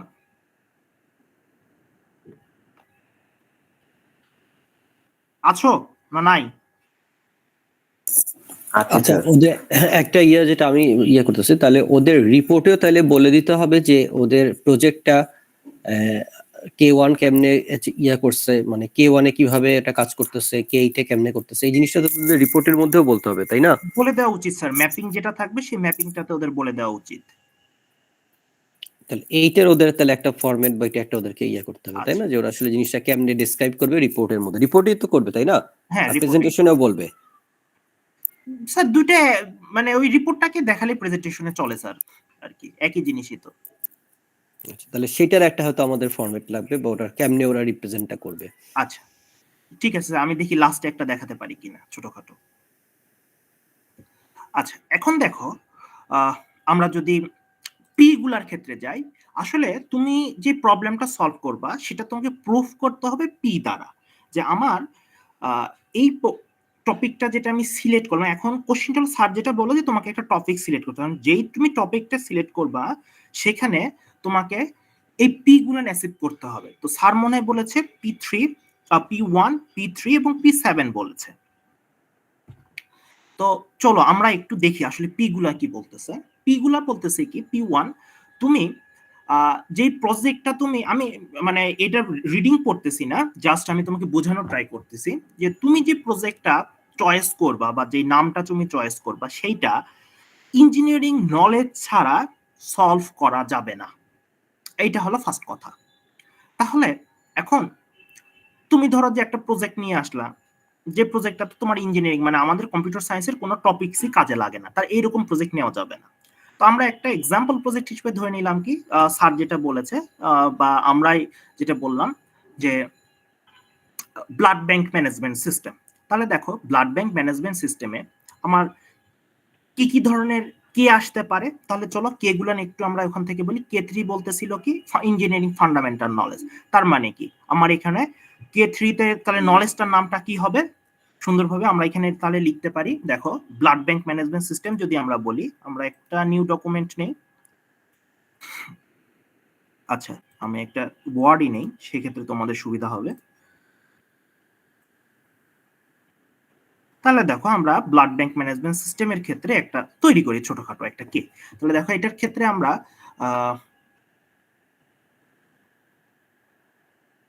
ধরো যে K3 আমরা এখানে তাহলে ইন্ট্রোডিউস করতে হবে। দেখা যাচ্ছে আমার স্ক্রিন? জি স্যার। আমার ডেটাবেজের নলেজ, ডেটাবেজ ম্যানেজমেন্ট বা ডেটাবেজের নলেজটা আমার লাগবে। ডেটাবেজ ইন কিসে, তোমার যেই ইয়াতে করতেছো, ধরো তুমি এসকিউএল এ করতেছো বা এসকিউএল সার্ভার মাইএসকিউএল এ করতেছো, ওরাকলে করতেছো, যেটাতে করতেছো। এখন এরপরে দেখো পরবর্তীটা কি বলতেছে এখানটায়, চলো আমরা দেখি। পরেরটা বলতেছে কি, যে এইখানটায় ডাটাবেজ ব্লাড ব্যাংক ম্যানেজমেন্ট সিস্টেমে আমাদের ওকে। এখন ব্লাডের যে কম্পোনেন্ট গুলান বা এই ধরনের যে আরএস ফ্যাক্টর রিসার্চ যেই টপিকগুলো আছে এগুলো তো আমার কম্পোনেন্ট না। কেউ যদি চাই এখানে K4 এ আমরা ধরো যে আরএস ফ্যাক্টর আমার ওই ডেটাবেস টেবিলে আছে, তাহলে ওই রিলেটেড যে নলেজটা আমার দরকার সেটা আমি চাইলে K4 করতে পারি। তো স্যার যেহেতু তোমাদের ইয়ার ক্ষেত্রে এই যে দেখো K3, 5, 6 এই তিনটা ম্যান্ডেটরি, দ্যাট মিনস কি তোমার প্রজেক্ট যখন তুমি করবা সেখানে তোমার K3, 5 এবং 6 থাকতেই হবে। কেউ যদি K4 বলে দেয় সেটা এডিশনালি, কেউ যদি K4 না বলে দ্যাটস নট ম্যান্ডেটরি। আচ্ছা, এরপরে কি বলতেছে চলো আমরা দেখি এখানটায় আমরা কি দ্বারা ডিজাইন করতে পারি। K5 স্বাভাবিকভাবে আমরা ইয়ার ডায়াগ্রাম, এছাড়া কি কি পড়েছো তোমরা? স্যার ওদের আর কি পড়িয়েছেন এরকম? বেসিক্যালি আসলে এসকিউএল করার উপর এই তোমার মিডের পরে ইয়ার ডায়াগ্রাম আর নরমালাইজেশন এগুলোই পড়ানো হয়, আচ্ছা। ইন্ডেক্সিং, এগুলোই করতে। তাহলে দেখো K6 টা তাহলে আমার কি হচ্ছে স্বাভাবিকভাবে K6 টা আমার আসতেছে ধরো যে আমরা এসকিউএল এ করতেছি। ওকে, কেউ অন্য কোনো জায়গায় অন্য কোনো ল্যাঙ্গুয়েজ ইউজ করতে পারে, নন এসকিউএল এর কিছু করতে পারে। তো আমি জানি না নন এসকিউএল তোমরা ইউজ করতেছো কিনা। তো স্বাভাবিকভাবে এই কটা কে আমরা আমাদের প্রজেক্ট থেকে, যেহেতু ব্লাড ব্যাংক ম্যানেজমেন্ট সিস্টেম, স্বাভাবিকভাবে আমরা এই কটা ডেটা আমরা এখান থেকে নিলাম। বা এখানে আরো তুমি চাইলে ব্লাডের অন্যান্য যে কম্পোনেন্ট যেগুলো থাকবে সেগুলো তুমি নিতে পারো। এখন তোমার ক্ষেত্রে নাই, তুমি কি করেছো? ইউনিভার্সিটি ম্যানেজমেন্ট করেছো। ইউনিভার্সিটি ম্যানেজমেন্ট এটা আমাদের ক্ষেত্রেই হতে পারে। আবার দেখো ইউনিভার্সিটি ম্যানেজমেন্টে তোর এরকম হচ্ছে যে তোমার কিছু স্টুডেন্ট অথবা টিচার অথবা এমপ্লয়ীদের এমন কোনো মেন্টাল প্যারামিটার, বিশেষ করে ধরো যে সে তার, আমাদের এখানে কি সাইকিয়াট্রিস্ট আছে বা ডক্টর আছে, এই জায়গাগুলোতে আমরা অ্যাড করতে পারি কি রিয়েল লাইফ যদি চিন্তা করো যে হয়তো বা আমি ডক্টরের কাছে গেছি একজন আমার কোনো প্রবলেম নিয়ে। এখন দেখো এই ডেটাগুলান হয়তো বা মেডিকেল রিলেটেড, তার মানে কি আমার একটা মেডিকেল রিলেটেড যখন ডেটা আসতেছে যেটা আমাদের ইঞ্জিনিয়ারিং ফিল্ডের না, অথবা স্টুডেন্ট টিচার বা ধরো যে বিভিন্ন ধরনের ফিনান্সিয়াল কোনো কিছু আমাদের হয়তো বা অ্যানালাইসিস দরকার, যেটা আসলে বিজনেস অ্যাডমিনিস্ট্রেশনের কোনো নলেজ আমার এখানে স্পেশালাইজেশন দরকার মনে হচ্ছে দরকার, যে হয়তো বা আমার ইউনিভার্সিটির টাকা পয়সার হিসাবগুলান বা লাভ লস অথবা কিরকম ধরনের এইসব অ্যানালাইসিস মডেল জন্য বিজনেস কোনো একটা মডেল আমাকে অ্যাপ্লাই করতে, সেটা ডেটা স্টোর আমাকে করতে হবে। তো এখন এই ধরনের যদি কখনো কাজ হয় তখন চাইলে আমরা K4 করতে পারি। আগে আমরা তাহলে যেটা করলাম যে সব কে গুলাকে আগে ফাইন্ড করলাম। এখন বলা হচ্ছে দেখো এই পিটা ছাড়া, এই P1 ছাড়া আমার একটা কমপ্লেক্স ইঞ্জিনিয়ারিং প্রবলেম তৈরি হওয়া সম্ভব না। এবং এই পি যদি আমি অ্যাচিভ করতে যাই তাহলে আমার K3, 4, 5, 6 অর K8 এই কয়টার আমার লাগবে। কিন্তু তোমাদের স্যার K3, K5 এবং K6 ম্যান্ডেটরি করে দিয়েছে। তার মানে কি আমি P1 আমরা এভাবে লিখবো যে আমাদের প্রজেক্টটাতে কোন ধরনের নলেজটা আমাদের, ইঞ্জিনিয়ারিং নলেজটা আমাদের হলো বেশি অ্যানালাইসিস করা দরকার ডেটাবেসের উপরে, এবং সেখানে কোন কোন কে গুলো আমরা অ্যাড্রেস করতেছি K3, K5, K6 করতেছি। কেউ যদি এডিশনাল কোনো নলেজ কে করো তাহলে সেটা তুমি করতে পারবে। এরপরে দেখো তোমাদের ক্ষেত্রে P2 যদি আমি একটু বলি, যে এখানে বলতেছে কি কনফ্লিক্টিং টেকনিক্যাল ইস্যু। এখন এই কনফ্লিক্টিং টেকনিক্যাল ইস্যু এরকম হতে পারে যে তোমাদের ক্ষেত্রে এটা খুবই, ডেটাবেজের ক্ষেত্রে এটা করাটা খুব কঠিন হবে অনেকটা, যে আমার ডেটাবেসটা আমি ডিজাইন করতেছি এরকম ভাবে যে ডেটা রিসোর্স অনেকটা ফিক্সড, যে আমি হয়তোবা 3টা টেবিল তৈরি করেছি বা 2টা টেবিল তৈরি করেছি, সেই টেবিলগুলোকে হয়তোবা আমি রিলেট করেছি খুব 1-to-1 ম্যাপিং করে, সে ফর এক্সাম্পল। এখন আমি ডেটা যেই চাচ্ছি, যেইভাবে আমি আউটপুটটা চাচ্ছি সেটা আসলে মেনি টু মেনি ম্যাপিং এর আসলে দ্বারা দরকার। এখন রিকোয়ারমেন্ট ছিল আমার 1-to-1 করতে হবে, বাট আউটপুট আমি চাচ্ছি মেনি টু মেনির একটা ধরো যে আউটপুট। তাহলে কি আমার রিকোয়ারমেন্টের সাথে আউটপুটের একটা কনফ্লিক্টনেসটা তৈরি হচ্ছে। সাধারণত এখানে আমরা করি যে তুমি হয়তোবা ডাটা কম রেখেছো বাট আউটপুটটা চেয়েছো অন্যরকম ভাবে, ওইটার ঠিক অপোজিট ওয়েতে। এই ক্ষেত্রে সাধারণত আমরা টেকনিক্যাল কনফ্লিক্টিং ইস্যু বা ওয়াইড রেঞ্জ ইনভলভিং আমরা করতে পারি। এরপরে বলা হচ্ছে দেখো no obvious solution and required abstract thinking. তো এখানে বলা হচ্ছে এরকম যে তুমি যে প্রজেক্টটা করবা, চয়েস করবা, সেটার ডিরেক্ট সলিউশন একবারে কোথাও সার্চ করলে পাওয়া যাবে না, সেটাকে কিছু অ্যাবস্ট্রাক্ট থিঙ্কিং, তোমার চিন্তা ভাবনার দরকার পড়বে। এখন এই কথাগুলো একটু হয়তো কঠিন লাগতেছে, তোমাদের ক্ষেত্রে কি করবা? স্যার আমি তো আসলে একটা ব্লাড ব্যাংক ম্যানেজমেন্ট সফটওয়্যার করবো, ইন্টারনেটে সার্চ দিয়ে যেটা পাবো সেখান থেকে হয়তো আমি হেল্প নিয়ে করবো। ওকে, এখন এক্ষেত্রে তোমার কি হতে পারে? তুমি ধরো ব্লাড ব্যাংক ম্যানেজমেন্ট সফটওয়্যার ইন্টারনেটে সার্চ দিলে প্রচুর ভালো পরিমাণে ডেটাবেস তুমি পাবা। এখন ওখানটায় নর্মাল ভাবে ফরেন কি প্রাইমারি কি অ্যাড করে সে হলো ম্যাপিং কার্ডিনালিটিটা করেছে। এখন তোমার কাজ হবে ওরা যেই কোয়েরিটা জয়নিং দ্বারা করেছে সেই কোয়েরিটা তুমি হয়তোবা দেখো প্রবলেম সলভিংটা চেঞ্জ হয়ে যাচ্ছে, একটাই ওটার সলিউশন থাকবে না, তুমি হয়তোবা সাব কোয়েরি দিয়ে করতেছো। আচ্ছা, এরপরে দেখো ওরা হয়তোবা ওই ডেটাবেসটাতে যেটা তোর দিয়েছে সেটাতে নর্মালাইজেশন অ্যাপ্লাই করে নাই, তুমি সেটাতে নর্মালাইজেশন অ্যাপ্লাই করলা। এখন হয়তোবা বিএনসি, স্যার বিএনসিএফ নাকি একটা আছে না, বয় কি জানি একটা ভয়েস কোড নরমাল ফর্ম, ওটা নরমালাইজেশন এর ফার্স্ট সেকেন্ড থার্ড এই পর্যন্তই পড়ে, ভয়েস কোডে যাওয়ার মতো সুযোগ পাই না। আচ্ছা বিসিএনএফ যেটা আর কি। আচ্ছা, যাই হোক, অসুবিধা নাই, first normal second normal third normal তো আছে, একই তো আচ্ছা কাজ। যাই হোক, তো তোমরা যদি ধরো যে একটা ডেটাবেস ডিজাইন করে দিয়েছেন, তুমি ডাটা ইন্টারনেট থেকেই ডাউনলোড করেছো, এখন সেটাকে তুমি হয়তো থার্ড নরমাল ফর্ম তুমি করলা। এরপরে দেখো ওখানে ডিপেন্ডেন্সি তুমি হলো ম্যানেজ করতে পারো, যে একটার সাথে আরেকটা ডিপেন্ডেন্সিটা কিরকম হবে ডেটাবেসে, এগুলো করা যায়। এই ডেটাবেস ডিজাইনের উপরেই কিন্তু তোমার কুইরিগুলার দ্রুততা, তুমি একটা কুইরি চালালে কত দ্রুত অ্যান্সার দেবে। আমরা হয়তোবা ধরো যে 5-7টা 10টা 30টা ডেটার উপরে কুইরি চালাই, দেখে আমাদের রেজাল্টটা খুব দ্রুতই চলে আসে। যখন ধরো তুমি একটা রিয়াল লাইফ ডেটা চিন্তা করবা, ধরো তোমার ডেটাবেসে 2 লাখ ডেটা আছে এবং এখানে 50টা বা 100টা টেবিল আছে, সে ফর এক্সাম্পল। এই টেবিলগুলাকে প্রত্যেকটাতে যদি 1 লাখ করে ডেটা থাকে, তার মানে কি 50 লাখ ডেটা। এখন একটা কোয়েরি যদি 5টা টেবিল ঘুরে যদি ডেটা কালেক্ট করে তোমাকে দেয়, অ্যান্সার দেয়, তুমি সাব কোয়েরি করতেছো বা ধরো যে জয়েন করতেছো, তখন দেখবা যে আসলে ওই কোয়েরিটার রেজাল্ট প্রসেস করতে কতক্ষণ সময় লাগে এই জিনিসগুলো। তো এই ক্ষেত্রে এইভাবে তুমি করতে পারো যে তুমি হয়তো বা সেখানে ইন্ডেক্সিং অ্যাপ্লাই করতেছো, ক্লাস্টার ইন্ডেক্স অথবা ডেন্স ইন্ডেক্স, এই ইন্ডেক্সিং গুলো অ্যাপ্লাই করতেছো, অথবা সেখানে তুমি একটা প্রসিডিউর লিখে রাখতেছো, ওকে আমার কোয়েরিটা যখন জেনারেট হবে ডেটাবেসে এই ট্রিগারিংটা অ্যাপ্লাই করবে, এই প্রসিডিউরটা অ্যাপ্লাই করবে। এই জিনিসগুলোর দ্বারা তুমি তোমার প্রজেক্টটাকে, নর্মাল একটা প্রজেক্টকে তুমি চাইলেই কমপ্লেক্স ইঞ্জিনিয়ারিং প্রবলেমে কনভার্ট করে ফেলতে পারো। আচ্ছা, এরপরে দেখো P4, সাধারণত আমাদের ইনফ্রিকুয়েন্টলি ইনকাউন্টার ইস্যুস, মানে যেগুলো তোমার সহজে হবে না, এইরকম কিছু ইস্যু যেগুলো সহজে হবে না, সেক্ষেত্রে তুমি এটা করতে পারো। তোমাদের ক্ষেত্রে যেহেতু তোমার ফ্রন্ট এন্ডের সাথে কোনো যোগাযোগ দেখানো হচ্ছে না, এরপরে এটা হওয়াটা একটু কঠিন তোমাদের ক্ষেত্রে। তো সে ফর এক্সাম্পল আমরা কি করলাম, ধরো যে তুমি একটা প্রবলেম এরকম সলভ করতে যাচ্ছ যে ওই যে বললাম যে মানে কি বলো, কোভিড এর যে অ্যানালাইসিসটা তুমি করতেছো, যে ক্লাসিফিকেশন করতেছো, ওইটা ডেটাবেসটা তুমি ডিজাইন করতেছো। এখন সেখানে বারবার একটা ডেটা আসতেছে যেটা আসলে তুমি রিপিটেড ওয়েতে চলে আসতেছে, একটা সিকোয়েন্সিং রিপিটেড ওয়েতে চলে আসতেছে। এখন তুমি হয়তোবা সেটাকে রিমুভ করতে চাচ্ছ, সেটার জন্য একটা ফাংশন তুমি লিখতেছো। এই ধরনের প্রবলেমগুলো যখন হবে ইন ফ্যামিলিয়ার ইস্যু না, তোমার ফ্যামিলিয়ারিটির ক্ষেত্রে না।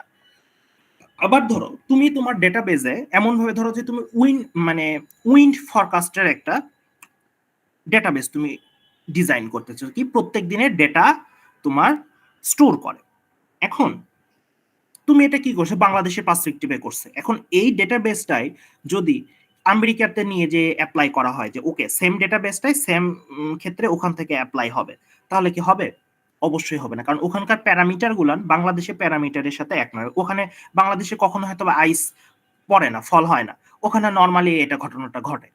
তো এই যে দেখো ফ্যামিলিয়ারিটির একটা ইস্যু থাকে, যে একটা প্রবলেমে বিভিন্ন জায়গায় বিভিন্ন রকম হচ্ছে, এই ধরনের ঘটনাগুলোকে আমরা সাধারণত P4 এর মধ্যে আনতে পারি। এরপরে P5, এটা হলো সাধারণত সিভিলের ক্ষেত্রে খুব বেশি, বা সিভিল ইঞ্জিনিয়ার্সদের ক্ষেত্রে এই ঘটনাটা ঘটায়। আমাদের ক্ষেত্রেও এটা অনেকটা হতে পারে, যে তোমরা যখন আরো বড় হবা তখন এগুলো আসলে পাবা P5, যে P5টা কিরকম হতে পারে, যে ধরো তোমার একটা ফাংশন স্ট্যান্ডার্ড ডিজাইন প্যাটার্ন, আমরা সাধারণত কোডিং করার ক্ষেত্রে ডিজাইন প্যাটার্ন ফলো করি। জানি না তোমরা এগুলোর নাম জানো কিনা, বা অনেকের ক্ষেত্রে কোড যেই করো কোডিং এর একটা ফরম্যাট হয়। যেমন তুমি যখন কোড ব্লকসে কোড করো, একটু সোজা করে বলি কি, ওই যে ইউজ স্টাইল দিলে একটা সুন্দর একটা স্টাইল হয়ে যায়, মনে আছে? যারা কোড ব্লকসে কোড করো বা জানো, জি স্যার। তো ওটা কি একটা ফরম্যাট ফলো করে, প্যাটার্ন ফলো করে। জাভাতে তুমি যখন কোড করতেছো বা করেছো, সেখানে কি যে হয়তোবা ওপির একটা কনসেপ্ট ফলো করে তুমি কোড করেছো। এখন ধরো এই নর্মাল একটা পলিমরফিজম বা ধরো নর্মাল ওভার রাইডিং বা ওভারলোডিং দ্বারা একটা প্রবলেম সলভ হয়।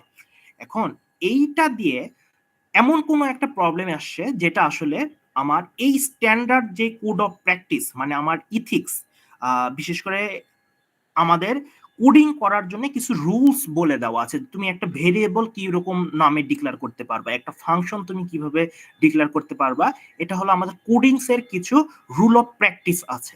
এখন এই নর্মাল স্ট্যান্ডার্ড প্র্যাকটিস বা কোড, এগুলো ফলো করে তুমি যদি কোনো এমন একটা ফাংশন লিখো বা প্রবলেম লিখো, সেটাকে সাধারণত আমরা এই ক্ষেত্রে করি। তো এটা আমাদের ক্ষেত্রে খুবই রেয়ার ক্ষেত্রে আমরা অ্যাপ্লাই করে থাকি। বাট এটা সিভিল ইঞ্জিনিয়ারদের ক্ষেত্রে তারা সাধারণত একটা বিল্ডিং কোড থাকে, ওই স্ট্যান্ডার্ড বিল্ডিং কোড অ্যাপ্লাই করে হয়তো বা তারা ডিজাইনে চেঞ্জ করতেছে। আমাদের ক্ষেত্রেও সেম স্ট্যান্ডার্ড, হয়তো আমাদের কোডিং এর কিছু ফরম্যাট আছে যেগুলোকে আমরা ডিজাইন প্যাটার্ন বলি, সেগুলোকে অ্যাপ্লাই করে হয়তো বা তুমি হাইব্রিড কোনো কিছু একটা তৈরি করতেছো। আচ্ছা, এই গেল P5। এরপরে দেখো P6। P6টা কি, যে তুমি যে প্রজেক্টটা করতেছো সেই প্রজেক্টটা যখন তুমি রিকোয়ারমেন্ট নিচ্ছ, এই যে দেখো তুমি স্কিমা যে ডিজাইনটা করলা বা তুমি যে ইয়ার ডায়াগ্রামটা ডিজাইন করলা, অবশ্যই তোমার তো কিছু রিকোয়ারমেন্ট বলেছিল যে আমার হয়তো বা ইউনিভার্সিটিতে স্টুডেন্ট ইনপুট দিতে পারবে, তারপরে ধরো ফ্যাকাল্টি থাকবে, নর্মাল এমপ্লয়ি থাকবে, তারপরে লাইব্রেরিয়ান থাকবে, অ্যাডমিশনের থাকবে। এই যে দেখো একটা রিকোয়ারমেন্ট, এখানে দেখো ইনপুট হোল্ডার কে কে, স্ট্যাক হোল্ডার কে কে, টিচার, স্টুডেন্ট, বাইরের গার্ডিয়ান হতে পারে, নতুন অ্যাডমিশনের স্টুডেন্ট হতে পারে, লাইব্রেরির ওরা হতে পারে, বিভিন্ন ধরনের তোমার যদি ইনপুট হোল্ডার থাকে, সেক্ষেত্রে তারা যে ইনপুটটা দিচ্ছে সেগুলোকে তুমি এই P6 এর মধ্যে নিয়ে আসতে পারো, যে তারা আসলে কি ইনপুট দিচ্ছে, তাদের রিকোয়ারমেন্ট অনুসারে তোমার প্রজেক্টে কি চেঞ্জিংসটা হচ্ছে। আর P7 হলো যে তুমি তোমার প্রজেক্টটাকে বিভিন্ন সাব প্রবলেমে ভাগ করতে পারো।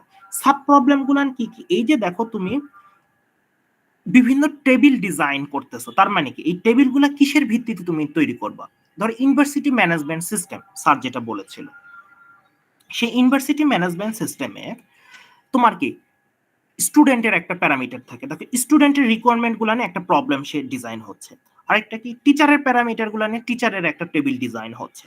এগুলোর মধ্যে দেখো আবার রিলেশন যখন করতেছি, তো তার মানে কি এই রিলেশনাল টেবিল গুলাকে যখন আমরা বিভিন্ন কম্পোনেন্টে ভাগ করতেছি, সেগুলোকে আমরা ডেটাবেজের ক্ষেত্রে সাব প্রবলেম বলতে পারি।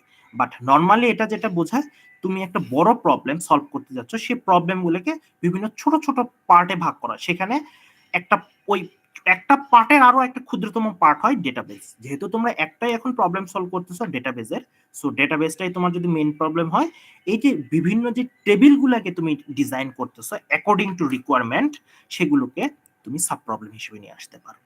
এখন একটা কমপ্লেক্স ইঞ্জিন প্রবলেম হতে গেলে কি হতে হয়, P1 তোমার অবশ্যই থাকতে হবে, এডিশনাল দুইটা পি তোমার থাকতে হবে। স্যার এখানে তোমাকে ম্যান্ডেটরি করে দিয়েছে কি P1, P3 এবং P7। তো এই দুটা তুমি অবশ্যই, এই তিনটা তোমাকে অ্যাড্রেস করতে হবে। এডিশনালি কেউ যদি মনে করো স্যার আমারটা P6 আছে, আমি স্যার হয়তো P4 করেছি, এরকম যদি হয় সেগুলো তুমি অ্যাড্রেস করতে পারো। আচ্ছা, এরপরে দেখো কিছু আছে আমার কমপ্লেক্স ইঞ্জিনিয়ারিং অ্যাক্টিভিটিস, যে আসলে ওই প্রবলেমটা সলভ করতে যে তোমাকে কি কি করতে হয়েছে, এগুলোকে সাধারণত আমরা অ্যাক্টিভিটিস বলি। তো এই অ্যাক্টিভিটিস A1 বলতেছে কি, যে তুমি যে প্রবলেমটা তুমি সলভ করতে গেছো সেখানে কি কি তোমার রিসোর্স দরকার পড়েছে। যেমন কি তুমি করতে গেলে তোমার পিপল, তাহলে কি তোমার যে স্টুডেন্ট বা ডেভেলপার তারা ছিল পিপল। এরপরে দেখো তুমি প্রজেক্ট যখন তৈরি করতে যাচ্ছ, তখন কি তোমার কিছু টাকার দরকার পড়বে, সে কত অ্যামাউন্টের টাকা। এখন তোমাদের ক্ষেত্রে তার টাকা মানে কেউ তো আর দিচ্ছে না বা দিবে না, তো স্বাভাবিকভাবে তোমরা একটা অন অ্যাভারেজ মানি একটা হিসাব বা মানি লিখতে পারো। এরপরে দেখো ইকুইপমেন্ট, তোমাদের ক্ষেত্রে কি ইকুইপমেন্ট লাগতেছে, ডেটাবেজের বিভিন্ন কম্পিউটার বা বিভিন্ন ধরনের রিসোর্স গুলো তোমার লাগতেছে, কি ইকুইপমেন্ট। এখন আমাদের ক্ষেত্রে তো মেইনলি কম্পিউটার, ল্যাপটপ সেটাই লাগে। এখন হয়তোবা অদূর ভবিষ্যতে তুমি করবা, বিশেষ করে 3-2 একটা প্রজেক্ট করো, এটা কি পেরিফেরাল ইন্টারফেসিং, সেখানে তুমি একটা মাইক্রো কন্ট্রোলার ইউজ করো। আমি নামগুলো হয়তো তোমাদের কাছে অপরিচিত হতে পারে, তো এই যে বিভিন্ন জায়গায় তো দেখো আসলে এখন এই কি বলে 9-10 পোলাপানকেও শিখাচ্ছে আরডিনোর বিভিন্ন প্রোগ্রাম, ওটাকে একটা মাইক্রো কন্ট্রোলার। দেখো তোমার কম্পিউটারের পাশাপাশি সেখানে হয়তো বিভিন্ন সেন্সর, মাইক্রো কন্ট্রোলার এগুলো ইউজ করতে, সেগুলো ইকুইপমেন্ট। আচ্ছা, এরপরে দেখো ম্যাটেরিয়াল বা ইনফরমেশন টেকনোলজি, এই তিনটাকে আমরা আমাদের ক্ষেত্রে একই সাথে নিয়ে আসতেছি। যেহেতু হয়তো তোমার ক্ষেত্রে বিভিন্ন ইমেজ স্টোর করতেছো, সে ফর এক্সাম্পল তুমি একটা ডেটাবেস ম্যানেজমেন্ট করতেছো যেখানে স্টুডেন্টের ছবি স্টোর করে। এখন দেখো কি স্টুডেন্টের ছবি কি একটা ইমেজ, একটা ম্যাটেরিয়াল। তারপরে দেখো তোমার যে ইনফরমেশন গুলার, যে তোমার তথ্য স্টুডেন্টের, সেগুলোকে তুমি নিয়ে আসতে পারো টেকনোলজি। এখানে আসলে যদি তুমি এরকম কোনো টেকনোলজি ইউজ করো, ভবিষ্যতে করবা, ডেটাবেসে তো একটাই এসকিউএল করতেছো অথবা নন এসকিউএল করতেছো, সেগুলোকে তুমি এখানটাই লিখতে পারো। আচ্ছা, এরপরে দেখো A2 বলতেছে কি যে এই A2টা তখনই আসে P2 যখন তোমার এই কনফ্লিক্টনেসটা তৈরি হয়েছে। এই কনফ্লিক্টনেসটা তৈরি হলে সেই কনফ্লিক্টনেসটা তুমি কিভাবে সলভ করেছো, সেই সলভ করার ওয়েটা, মানে সে ফর এক্সাম্পল তুমি আর তোমার 5 জন মিলে 5 বন্ধু। এখন ও বলতেছে এরকম যে ম্যাপিং কার্ডিনালিটি 1-to-1 হবে, আর ও বলতেছে যে না, এটা 1-to-many হবে।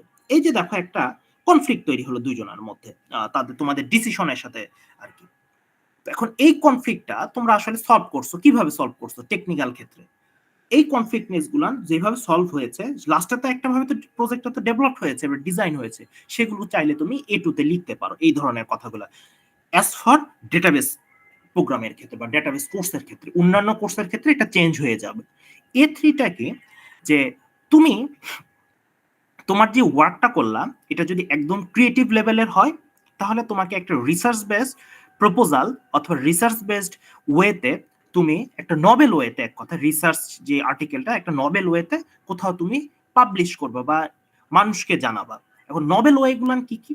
একটা হতে পারে যে আমার এই যে প্রথম আলো এরকম পত্রিকায় দিয়ে বলা, আরেকটা হতে পারে কি আমাদের ক্ষেত্রে যেটা হয়, যেখানে জার্নাল অথবা কনফারেন্স বা বিভিন্ন ধরনের পেপার গুলাতে যখন আমরা পাবলিশ করি, তখন আমরা সাধারণত ইনোভেশন, মানে একবার আমি ক্রিয়েট করেছি নতুন করে, এটা আমার আগে আর কেউ করে নাই, এরকম টাইপের।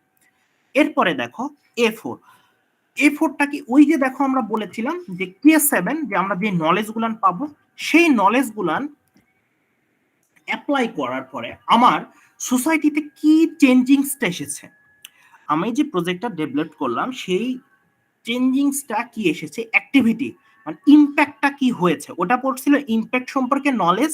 এটা হলো আমার প্রজেক্ট করার ফলে আমার সোসাইটিতে কি ধরনের ইম্প্যাক্ট এসেছে, সেগুলোকে তুমি চাইলে আমার A4 তুমি দিতে পারো। এরপরে বলা হচ্ছে A5 ফ্যামিলিয়ারিটি ইস্যু। তুমি as a computer science student, তোমাকে তোমার নতুন কোন সেক্টরটার সাথে তোমাকে পরিচয় করে দিল। ওই যে বললাম যেগুলো আমরা আসলে ফ্যামিলিয়ার না, আমি একটা প্রবলেম সলভ করতেছি যেটা হলো আমার সিএসসি ব্যাকগ্রাউন্ডের সাথে যায় না।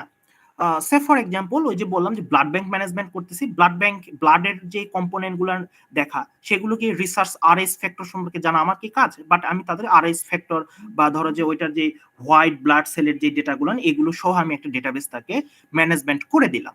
তার মানে কি আমি নতুন কিছু ডেটার সাথে, নতুন একটা ফিল্ডের সাথে পরিচিত হয়েছি, সেগুলোকে চাইলেই তুমি A5 এর সাথে তুমি রিলেট করতে পারো। দ্যাট মিনস একটু হয়তোবা তোমাদের কাছে কঠিন লাগতেছে যে স্যার এতগুলো চিন্তা করে আমরা একটা প্রজেক্ট কিভাবে আসলে আমরা চিন্তা করব বা আমরা একটা চয়েস করব। ওই যে আমি বললাম যে তুমি তোমার নর্মাল যে এরকম স্যার বললো যে university management system, blood bank management system, তারপর হলো টিকেট ম্যানেজমেন্ট সিস্টেম, এগুলোকেই তুমি চয়েস করো, নো প্রবলেম। চয়েস করার পরে সেটাকে তুমি নিজের মতো করে মডিফাইড করো। কিভাবে তুমি মডিফাইড করবা? এই যে তুমি কি করবা, তোমার ওখানে ইন্ডেক্সিং অ্যাড করবা, তুমি হয়তোবা এখানে ট্রিগারিং অ্যাড করবা, তুমি ওখানে কি বলে first normal form, second normal form, third normal form, এগুলো ইউজ করবা। ধরো তুমি কিছু প্রশ্ন যে তোমাকে বললো স্যার লিখে দিতে হবে, ওই কুইরিটাই একটা প্রবলেম তোমার করা যায় সাব কোয়েরি দিয়ে, তুমি সেটাকে জয়েন দ্বারা করো। ওটাকে হয়তো বা ইন্ডেক্সিং অ্যাড করে বা প্রসিডিউরাল ল্যাঙ্গুয়েজে যদি লিখি তাহলে কি হবে, বা একটা ট্রিগার অ্যাড করে লিখলে ওখানে কি হবে, এই জিনিসগুলো তোমরা ওখানে অ্যাড করো স্যার যেগুলো তোমাদেরকে পড়িয়েছে। তাহলে মোটামুটি তোমাদের লেভেলের জন্য এটাকে আমরা একটা মোটামুটি একটা কমপ্লেক্স ইঞ্জিনিয়ারিং প্রবলেমের একবারে কমপ্লিট না হইলেও সাধারণত একটা ফর্ম ওয়েতে আসলে চলে আসবে। কারণ মেইন কমপ্লেক্স ইঞ্জিনিয়ারিং প্রবলেমটা তো সলভ করতে হবে তোমাকে 4-1-4-2 তে। তো 4-1-4-2 জন্য তোমাকে এই 2-2 থেকে এটার জন্য রেডি করা হচ্ছে। বিষয়টা কি বুঝতে পেরেছো? হ্যালো? জি স্যার। আচ্ছা, এখন দেখো আলটিমেটলি এখন তোমাকে একটা প্রুফ দিতে হবে এই প্রজেক্টটা করার পরে। Okay, my project is a complex engineering problem. তো আলটিমেটলি তোমাকে এইরকম একটা ম্যাপিং দিতে হয় এই সব কিছুর সমানে। এখন এইভাবে তো আর আমরা একই ইয়াতে চাইলে দেখাইতে পারি, আর না চাইলে যেটা করতে পারি, চলো আমি আমার কোর্সের ক্ষেত্রে স্টুডেন্টকে যেটা দেই সেটা একটা তোমাদেরকে দেখাই।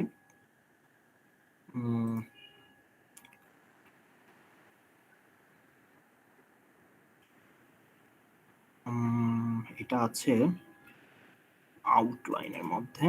আমার স্টুডেন্টের ক্ষেত্রে আমি এটা দিই, তোমার স্যারও সম্ভবত এটাই ফলো করার কথা, কারণ এটা আমাদের ইউনিভার্সাল ফরম্যাট। একটু ইয়া দিই। আচ্ছা, এই যে দেখো প্রথমটাই তোমরা লিখবা সিইপি ম্যাপিং। সেখানে কি এই কে গুলান কিভাবে অ্যাড্রেস, তার মানে কি এই যে আমরা যেটা লিখলাম দেখো আলটিমেটলি এটাই K3-4-5 লিখবা। পাশাপাশি এখানে K3, এই যে দেখো অ্যাট্রিবিউট গুলান কি কি। আচ্ছা, অ্যাট্রিবিউট গুলান তোমরা লিখবা, এই যে দেখো এখানটায় আমরা কিছু অ্যাট্রিবিউটের নাম বলে দিয়েছিলাম, কি K1, K2, K3-4, যেগুলো এখন তুমি যেগুলো করতেছো সেগুলো শর্ট নেম গুলো লিখবা। আচ্ছা আচ্ছা, একটা কোশ্চেন, এটা ওরা মানে কতটুকু বড় করে ডেসক্রাইব করবে? ছোট স্যার, এখানে জাস্ট নলেজ গুলোর নাম লিখলে চলে। আমি দেখাচ্ছি স্যার, আর একটা এক্সাম্পল সহ দেখাচ্ছি। আগে ফরম্যাটটা একটু দেখায়, এরপরে দেখো তুমি K1 তোমার যে P1, P3, P7 এই তিনটা তুমি লিখলা, নাম লিখলা। এরপরে তুমি এখানে কিভাবে অ্যাড্রেস হয়েছে সেটা লিখবা। করসপন্ডিং তোমার স্যার যেটা সিও দিয়েছে এবং করসপন্ডিং পিও দিয়েছে সেটা তুমি অ্যাড্রেস করবে। এরপরে তোমার স্যার যেই এ গুলান বলে দিয়েছে, সম্ভবত স্যার এ বলেছে, চলো আমরা দেখি A1 A5। তাহলে চলো এখানটায় তুমি লিখবে A1 A5, এখানে কিভাবে এ হয়েছে। আর এ সব সময় যেটা হয় তোমার অ্যাক্টিভিটিস 3 ইয়া দ্বারা, সেটা হলো পিওজে। আমারটার ক্ষেত্রে CO8 ছিল, বাট তোমাদের এটা তো কনফার্ম পিওজে। এটা কি কমিউনিকেশনের পার্ট, এটা লিখাই আছে তোমাদের ওই ইয়াতে যে তুমি কিভাবে কমিউনিকেট করতেছো। আচ্ছা, যদিও তোমাদের ক্ষেত্রে এই ম্যাপিংটা প্রযোজ্য না, তারপরে আমি একটু দেখাচ্ছি, কারণ আমার কাছে তো আর ওইরকম নর্মাল একটা ডেটাবেজের ম্যাপিং তৈরি করা নেই। আমি যে কোর্সটা নেই সেটার জন্য তৈরি করা আছে। চলো একটা স্টুডেন্টের একটা ম্যাপিং দেখি। এটা হলো 4-2 একটা ম্যাপিং, 4-2 স্টুডেন্টরা এটা তৈরি করেছে। দেখো ওরা কি করেছে, ওরা কি লিখতেছে দেখো, how KS are address through the project and mapping KS সিওপিউস। আচ্ছা, এখানে ওরা সিওপিউ এটা লিখেছে, এটা দরকার নেই, ওরা এটা ভুল লিখেছে, এটা স্টুডেন্টের ওয়ার্ক। আচ্ছা, ও কি করছে, ওর K3 দেয় নাই, বাট ওর K4 থেকে শুরু করছে। কি করছে দেখো, স্পেশালাইজড নলেজ। ওকে, সে নামগুলান লিখেছে এখানে। ওদের ক্ষেত্রে, তোমাদের ক্ষেত্রে এগুলো একটু উপরের দিকে যাবে, মানে তোমরা হয়তো বা তোমাদের আপার কোর্সের ক্ষেত্রে এগুলো বা যেমন কনভেনশনাল নেটওয়ার্ক, নিউরাল নেটওয়ার্ক, এটা আর্টিফিশিয়াল ইন্টেলিজেন্সের একটা কথা। তারপরে ওটার করসপন্ডিং কিছু হয়তো বা মডেলের নাম তারা লিখছে, এগুলো কি স্পেশালাইজড নলেজ লিখতেছে। এরপরে দেখো ও K5 ইঞ্জিনিয়ারিং ডিজাইন কি নলেজ দ্বারা করছে, ওর হলো ডিসিশন ট্রি লাগছে, তারপর হলো র্যান্ডম ফরেস্ট, তারপরে হলো এই যে ওদের আপার লেভেলের যে ইয়াগুলো সেগুলো সেইখানটায় লিখেছে। এরপরে দেখো ইঞ্জিনিয়ারিং প্র্যাকটিস ও কি দ্বারা করছে, দেখো ও ভিএস কোড এটা দ্বারা ওর ডিজাইনের ক্ষেত্রে ওর এটা লাগছে, মানে যখন সে প্রজেক্টে ডিজাইন করছে ওর ভিএস কোডটা সে লিখছে। বাট এটা খুব বেশি অ্যাপ্রোপ্রিয়েট না। তোমরা এখানটায় সাধারণত ইয়ার ডায়াগ্রাম, ইউএমএল, তারপরে হলো বিভিন্ন ধরনের মডেল যেগুলো বলা হচ্ছে যে অ্যাজাইল অথবা ডিজাইন প্যাটার্নের ক্ষেত্রে এমভিসি, এমভিটি, এগুলো সাধারণত আমরা এখানে ওইগুলোতে লিখি। আর ওর হলো কেস 7টা, সরি, এখানে তুমি যে ইমপ্লিমেন্ট করতেছো সেগুলো লিখবা। আর এখানে ডিজাইনের ক্ষেত্রে তুমি তোমার এসকিউএল বা ইউএমএল এগুলো লিখবা। আর 8 ক্ষেত্রে সে রিসার্চ বেসড নলেজ গুলোর নাম লিখছে, ওর কোনগুলো লাগছে সেগুলো সে লিখছে। আচ্ছা, আমার একদম ডেটাবেজের ক্ষেত্রে নাই জন্য আমি তোমাকে দেখাতে পারলাম না, বাট এখানে তোমাদের ক্ষেত্রে যেটা হবে সেটা লিখবে। P1টা ওরা কিভাবে লিখতেছে দেখো, P1 the work requires study of research. এখন ওর যেটা এডিশনারি রিসার্চ দরকার সেটা সে লিখতেছে। তুমি এখানে লিখতে পারো দ্য প্রজেক্ট ওয়ার্ক, তো না, তুমি তোমাদের ক্ষেত্রে যেহেতু প্রজেক্ট হচ্ছে তাহলে তোমার the project requires the study, তুমি আসলে কিসের উপরে করতেছো, SQL, first normal form, indexing, যেগুলো তুমি করতেছো তোমার ক্ষেত্রে। বিষয়টা বুঝতে পেরেছো? হ্যালো, জি স্যার। হ্যাঁ, তাহলে তুমি এখানে লিখবা the project requires study of, কিসের ক্ষেত্রে, এসকিউএল, ডেটাবেসের যেগুলো ইন্ডেক্সিং, ফার্স্ট নরমাল ফর্ম, তারপর হলো জয়নিং, যা যা তোমার ক্ষেত্রে এগুলোর ক্ষেত্রে তুমি স্টাডি করতেছো। এখন তাহলে দেখো এই এই যে কথাগুলো লিখতেছো সেগুলো অবশ্যই কে এর মধ্যে থাকবে। তাহলে চলো, আমার কে এর মধ্যে কে ছিল, ডেটাবেস রিলেটেড, আর এস ফ্যাক্টর রিলেটেড, বা তোমার যেগুলো ইয়ার ডায়াগ্রাম রিলেটেড, এগুলো তাহলে তুমি ওইখানটায় লিখবে কিভাবে, দেখো ও যেটা লিখছে হয়ে গেল। এই যে দেখো, ও K5 এর আগে লিখছো ওর কথাগুলো, তাহলে তুমি তুমি K5 এ যেটা তুমি লিখছো, K5 লিখছো ইয়ার ডায়াগ্রাম, তাহলে তুমি ওখানে লিখে দিবে, যখন তুমি লিখছো যে স্টাডি ইয়ার ডায়াগ্রাম, ওটার পাশে তুমি K5 লিখে দিবা। ধরো তুমি লিখতেছো এসকিউএল, তাহলে ইন মাইএসকিউএল বা এসকিউএল সার্ভার বা সামথিং এলস যে ইয়াতে করতেছো, তাহলে ওটার পাশে তুমি K6 বা K5 যেটা সেটা লিখলে। ওকে, আচ্ছা, K5 এ তুমি যেটা লিখতে পারো দ্য ওয়ার্ক, এখানে অর্ধের এটা হয় নাই, কিছুটা এখানে ভুল আছে, এটা একদম ইনিশিয়াল লেভেলের ছিল, আমি ওটাকে, আমার কাছে আজকে এটাই ছিল আর কি, বা দাঁড়াও দেখি আরেকটা আছে কিনা, ডিফেক্ট, এটা একটা, আচ্ছা এটাও একটা মডেল। ওকে,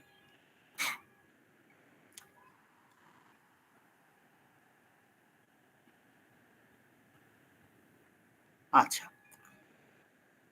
এরপরে দেখো P3 বলতেছে কি, আমি তোমাদের যেগুলো আছে সেগুলোই বোঝাচ্ছি, এটা আরেকটা, এটা হলো ডিফেক্ট, ওইটারই আরেকটা, দেখো সেম একই ভাবে লেখা, the project requires the study of, তোমাদের যেহেতু রিসার্চ না, সো রিসার্চ বাদ দিয়ে তুমি যেগুলো করতেছো, দেখো K3 data collection from user, আমরা অনলাইন থেকে নিচ্ছি, তবে ইঞ্জিনিয়ারিং ডিজাইন আমি যেটা করছি, তোমাদের ক্ষেত্রে হয়তো পিসি ইয়ার ডায়াগ্রাম, এসকিউএল, এগুলো হবে, এই অনুসারে তোমরা লিখলা।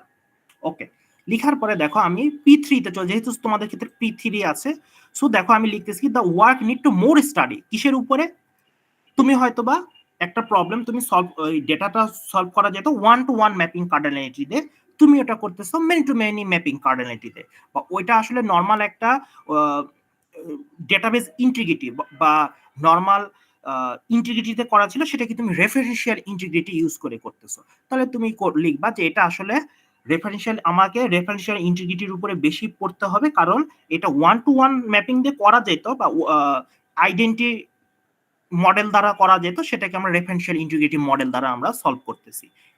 এরকম ভাবে একটা দ্বারা করা যেত, তুমি আরেকটা দ্বারা করতেছো, সেই ইয়াটা তুমি এখান থেকে লিখতে পারো। ওকে, দেখো ইন্ডিপেন্ডেন্স, আমি এখানে দেখো ডাটা কালেকশন, ডাটা লেবেলিং লিখেছি, তুমি এখানে লিখতে পারো কি, তোমার যেই অ্যাকর্ডিং টু তোমার ডেটাবেস, যেগুলো তোমার মডেলগুলো ডাটাবেসের টেবিলগুলো আছে, সেই টেবিলগুলোর নাম তুমি এখানটায় ওইভাবে লিখতে পারো, যে আমার ডাটাবেস টেবিলটাকে এইভাবে তুমি করেছো, সলভ করেছো। এরপরে দেখো A1, দেখো in the development stage project requires the uses diverse group of including, দেখো আমার ম্যাটেরিয়াল ইনফরমেশন ক্ষেত্রে কি আমার ইমেজ হয়েছে রিয়াল এবং ফেক, সেখানে এই প্রজেক্টের ক্ষেত্রে টেকনোলজি কি কি আমি ইউজ করছি সেগুলোর নাম লিখছি, পিপলকে ডেভেলপার, আর মানিটা যেহেতু আমার ক্যালকুলেট করে নাই, সো সরাসরি মানি লিখছি। এরপরে দেখো A3, আমি এটা হয়তো বা কেটে দিয়েছি, লিখি নাই। এরপরে স্যারকে দিয়েছি ফ্যামিলিয়ারিটি ইস্যু, দেখো আমি ফ্যামিলিয়ারিটি ইস্যুতে কি লিখছি, the project deals with the cyber security based on the defect analysis for the student, মানে এটা স্টুডেন্টকে এই সাইডে ডিলগুলোর ক্ষেত্রে ফ্যামিলিয়ার করে দিবে।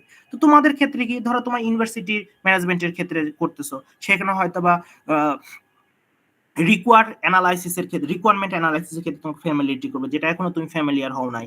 এরপরে হয়তো বা ব্লাড ব্যাংক ম্যানেজমেন্টের ক্ষেত্রে, ওইটার ক্ষেত্রে তোমাকে ফ্যামিলিয়ার করবে, এগুলো লিখতে পারো। A4 এর ক্ষেত্রে দেখো ব্লাড ব্যাংকের ক্ষেত্রে তো বুঝতেছো এটা সবসময় পজিটিভ ইম্প্যাক্ট হবে, নেগেটিভ হওয়ার কোনো চান্স নাই।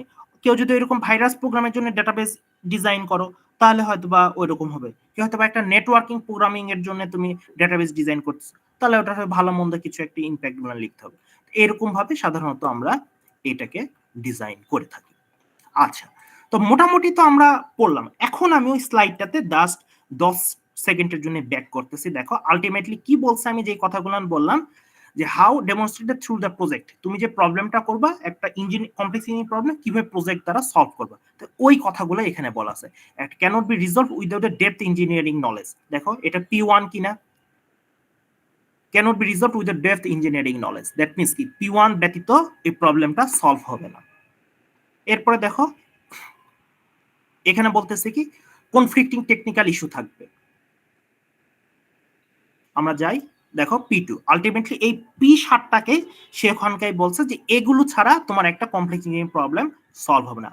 আর আমরা বা আমাদের যে ইয়ার ক্ষেত্রে আমরা সাধারণত যেটা মেনটেন করি P1 উইথ আরো দুইটা P। স্যার তোমাদের ক্ষেত্রে ফিক্সড করে দিয়েছে P1, P7 এবং P3।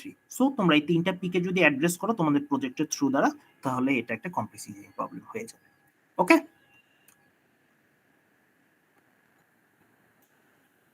হ্যালো, জি স্যার। হ্যাঁ বলো, কোশ্চেন থাকলে বলো। এখন যদি তোমাদের এই রিলেটেড কোনো কোশ্চেন থাকে আমাকে বলতে পারো যে স্যার এই টপিকটাতে আমার একটা কোশ্চেন আছে, বা তুমি একটা কমন প্রজেক্টের এক্সাম্পল দিয়ে বলো স্যার আমার মাথায় এই চিন্তাটা আসতেছে, এটা আসলে আমরা কমপ্লেক্স ইঞ্জিনিয়ারিং প্রবলেম হিসেবে কাউন্ট করতে পারবো কিনা।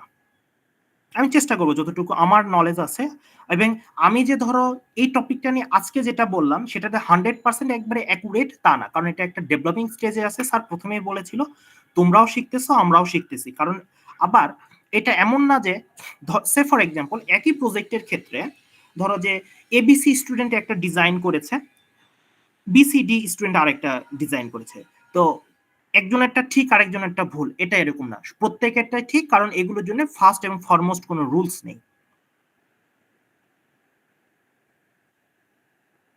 তাহলে আমাদের ওই যে জেনারেল রিপোর্টের ওই ফরম্যাটটা লাগবে, তাই না? ওই যে যেভাবে একটা হ্যাঁ, ইয়েটা স্যার ওদের জন্য যেটা করতে হবে আপনার ডেটাবেজের জন্য স্পেশালি একটা ডিজাইন করে একটা প্রবলেম ধরে ওদেরকে তাহলে একটা ডিজাইন তাহলে করে। মূলটার উপর বেস করে ডিজাইন করলেই ভালো হয়, তাই না? হ্যাঁ স্যার, আমাদের ফরম্যাট তো স্যার এটা হলো মেইনলি আমি দেখাই, এটা তো স্যার ইউনিভার্সাল ফরম্যাট, এটা তো আমাদের ওটাকে সবসময় মডিফাই করব। হ্যাঁ এই যে স্যার এটা হলো আমাদের ইউনিভার্সাল ফরম্যাট যেটা দেখা যাচ্ছে, এটার জুমটা কই, এই যে হ্যাঁ দেখা যাচ্ছে। হ্যাঁ এটা স্যার আমাদের ইউনিভার্সাল ফরম্যাট। তো এটাকে স্যার জাস্ট তার মানে এটা ওরা প্রত্যেকটা রিপোর্টের সাথে অ্যাটাচ এটা অ্যাড করে করে দিতে হবে স্যার, এটা অবশ্যই লাগবে ওদের। তাহলে আমার যে মূল রিপোর্টটা ছিল এর সাথে এই পেজটা অ্যাড এই হচ্ছে। পেজটা শুধু অ্যাড করতে হবে স্যার।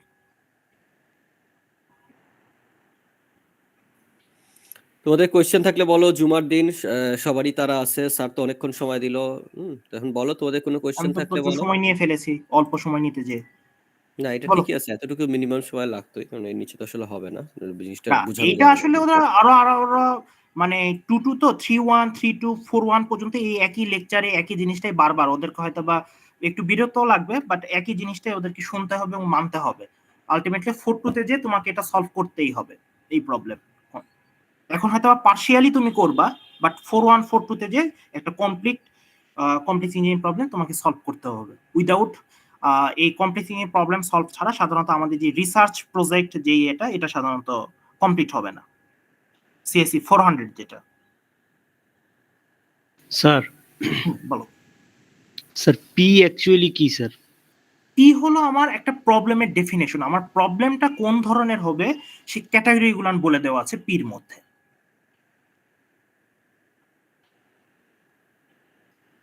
এই যে প্রবলেমের টাইপ। হ্যাঁ প্রবলেমের টাইপ, এক কথা মানে প্রবলেম টাইপ ঠিক না, মানে প্রবলেমের বৈশিষ্ট্য বলতে পারো, যে তুমি যে একটা প্রবলেম চয়েস করবা তার মধ্যে এই 7টা বৈশিষ্ট্যের মধ্যে অ্যাটলিস্ট 3টা বৈশিষ্ট্য থাকতে হবে তোমার প্রবলেমটা, তখন সেটাকে একটা কমপ্লেক্স ইঞ্জিনিয়ারিং প্রবলেম বলবো। যেমন দেখো তুমি যে একটা প্রবলেম ধরবা বা চিন্তা করবা সেটা অবশ্যই কমপ্লেক্স ইঞ্জিনিয়ারিং প্রবলেম দ্বারা মানে সরি ইঞ্জিনিয়ারিং নলেজ দ্বারা সলভ হতে হবে, তুমি যে ব্যাকগ্রাউন্ডে পড়তেছো। এখন ধরো তুমি বললা যে স্যার আমি একটা রিপোর্ট লিখবো, এখন রিপোর্টে কি করব, আমি একটা অ্যানিমেশন ডিজাইন করব নরমাল এই পাওয়ার পয়েন্ট দিয়ে। এখন এখানে কি আসলে কি আমার কোনো ইঞ্জিনিয়ারিং নলেজ দরকার পড়তেছে আমাদের ক্ষেত্রে? না। তুমি ধরো একটা বললা কি যে অ্যানিমেশন তুমি ডিজাইন করে দিবে, সুন্দর একটা অ্যানিমেশন ইন পাওয়ার পয়েন্ট, এটাতে কিন্তু আমাদের এরকম কোনো ইঞ্জিনিয়ারিং নলেজ আমাদের লাগতেছে না, যেটা আসলে এই বিবিএ বা ধরো ইংলিশের স্টুডেন্ট বা যে কোনো একটা মানুষ এখানে করতে পারে। তো এটা কিন্তু আমাদের ইঞ্জিনিয়ারিং প্রবলেম না। এখন দেখো সেম প্রবলেমটাই যদি তুমি বলো, স্যার আমি একটা অ্যানিমেশন ডিজাইন করব অমুক প্রোগ্রামিং ল্যাঙ্গুয়েজ দিয়ে, যে কোনো একটা প্রোগ্রামিং ল্যাঙ্গুয়েজ দিয়ে বললাম, তখন কিন্তু এটা আবার আমাদের ফিল্ডের জন্য একটা প্রবলেম হয়ে গেল, মানে ইঞ্জিনিয়ারিং নলেজ দ্বারা সলভেবল প্রবলেম হয়ে গেল। বুঝছো? তার মানে কি এটা একটা প্রবলেমের বৈশিষ্ট্য। জি স্যার, বুঝতে পারছি। Any question?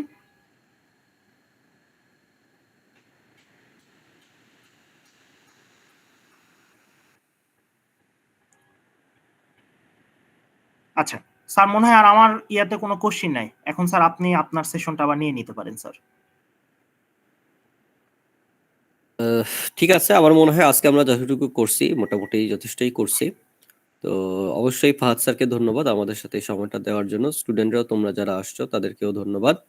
তো এই জিনিসটা রেকর্ড করা হয়েছে, সো ইনশাল্লাহ এটা তোমাদের সাথে শেয়ার করা হবে। তোমরা জিনিসটা তোমাদের হয়তো আরেকবার বা দু একবার শুনতে হবে এবং করে এটা আপনাদের করতে হবে। আর তো এই পর্যন্তই। তো ইনশাল্লাহ কালকে আমরা বিকাল 3টার সময় উভয় সেকশনে ক্লাস নিচ্ছি। হ্যাঁ, তোমাদের একটা থিওরি ক্লাস হবে কালকে শনিবার দিন 3টার সময়। তো যাই হোক, এই পর্যন্তই। সবাইকে ধন্যবাদ সাথে থাকার জন্য। আল্লাহ হাফিজ। স্যার হ্যালো স্যার, আমাদের সিটি 2 এর মার্কসটা দিবেন না সেকশনে? হ্যাঁ, সিটিসি মার্কস তো দিয়ে দিব। তো ওকে স্যার।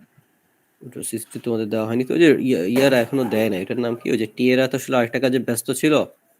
তোমাদের আসলে যে সিপি নিয়ে টিএরা আমাকে অনেক হেল্প করছে, ওই জন্য ওরা তোমাদের ওই ইয়েটা আপডেট করতে পারে না, এক্সেল ফাইলটা।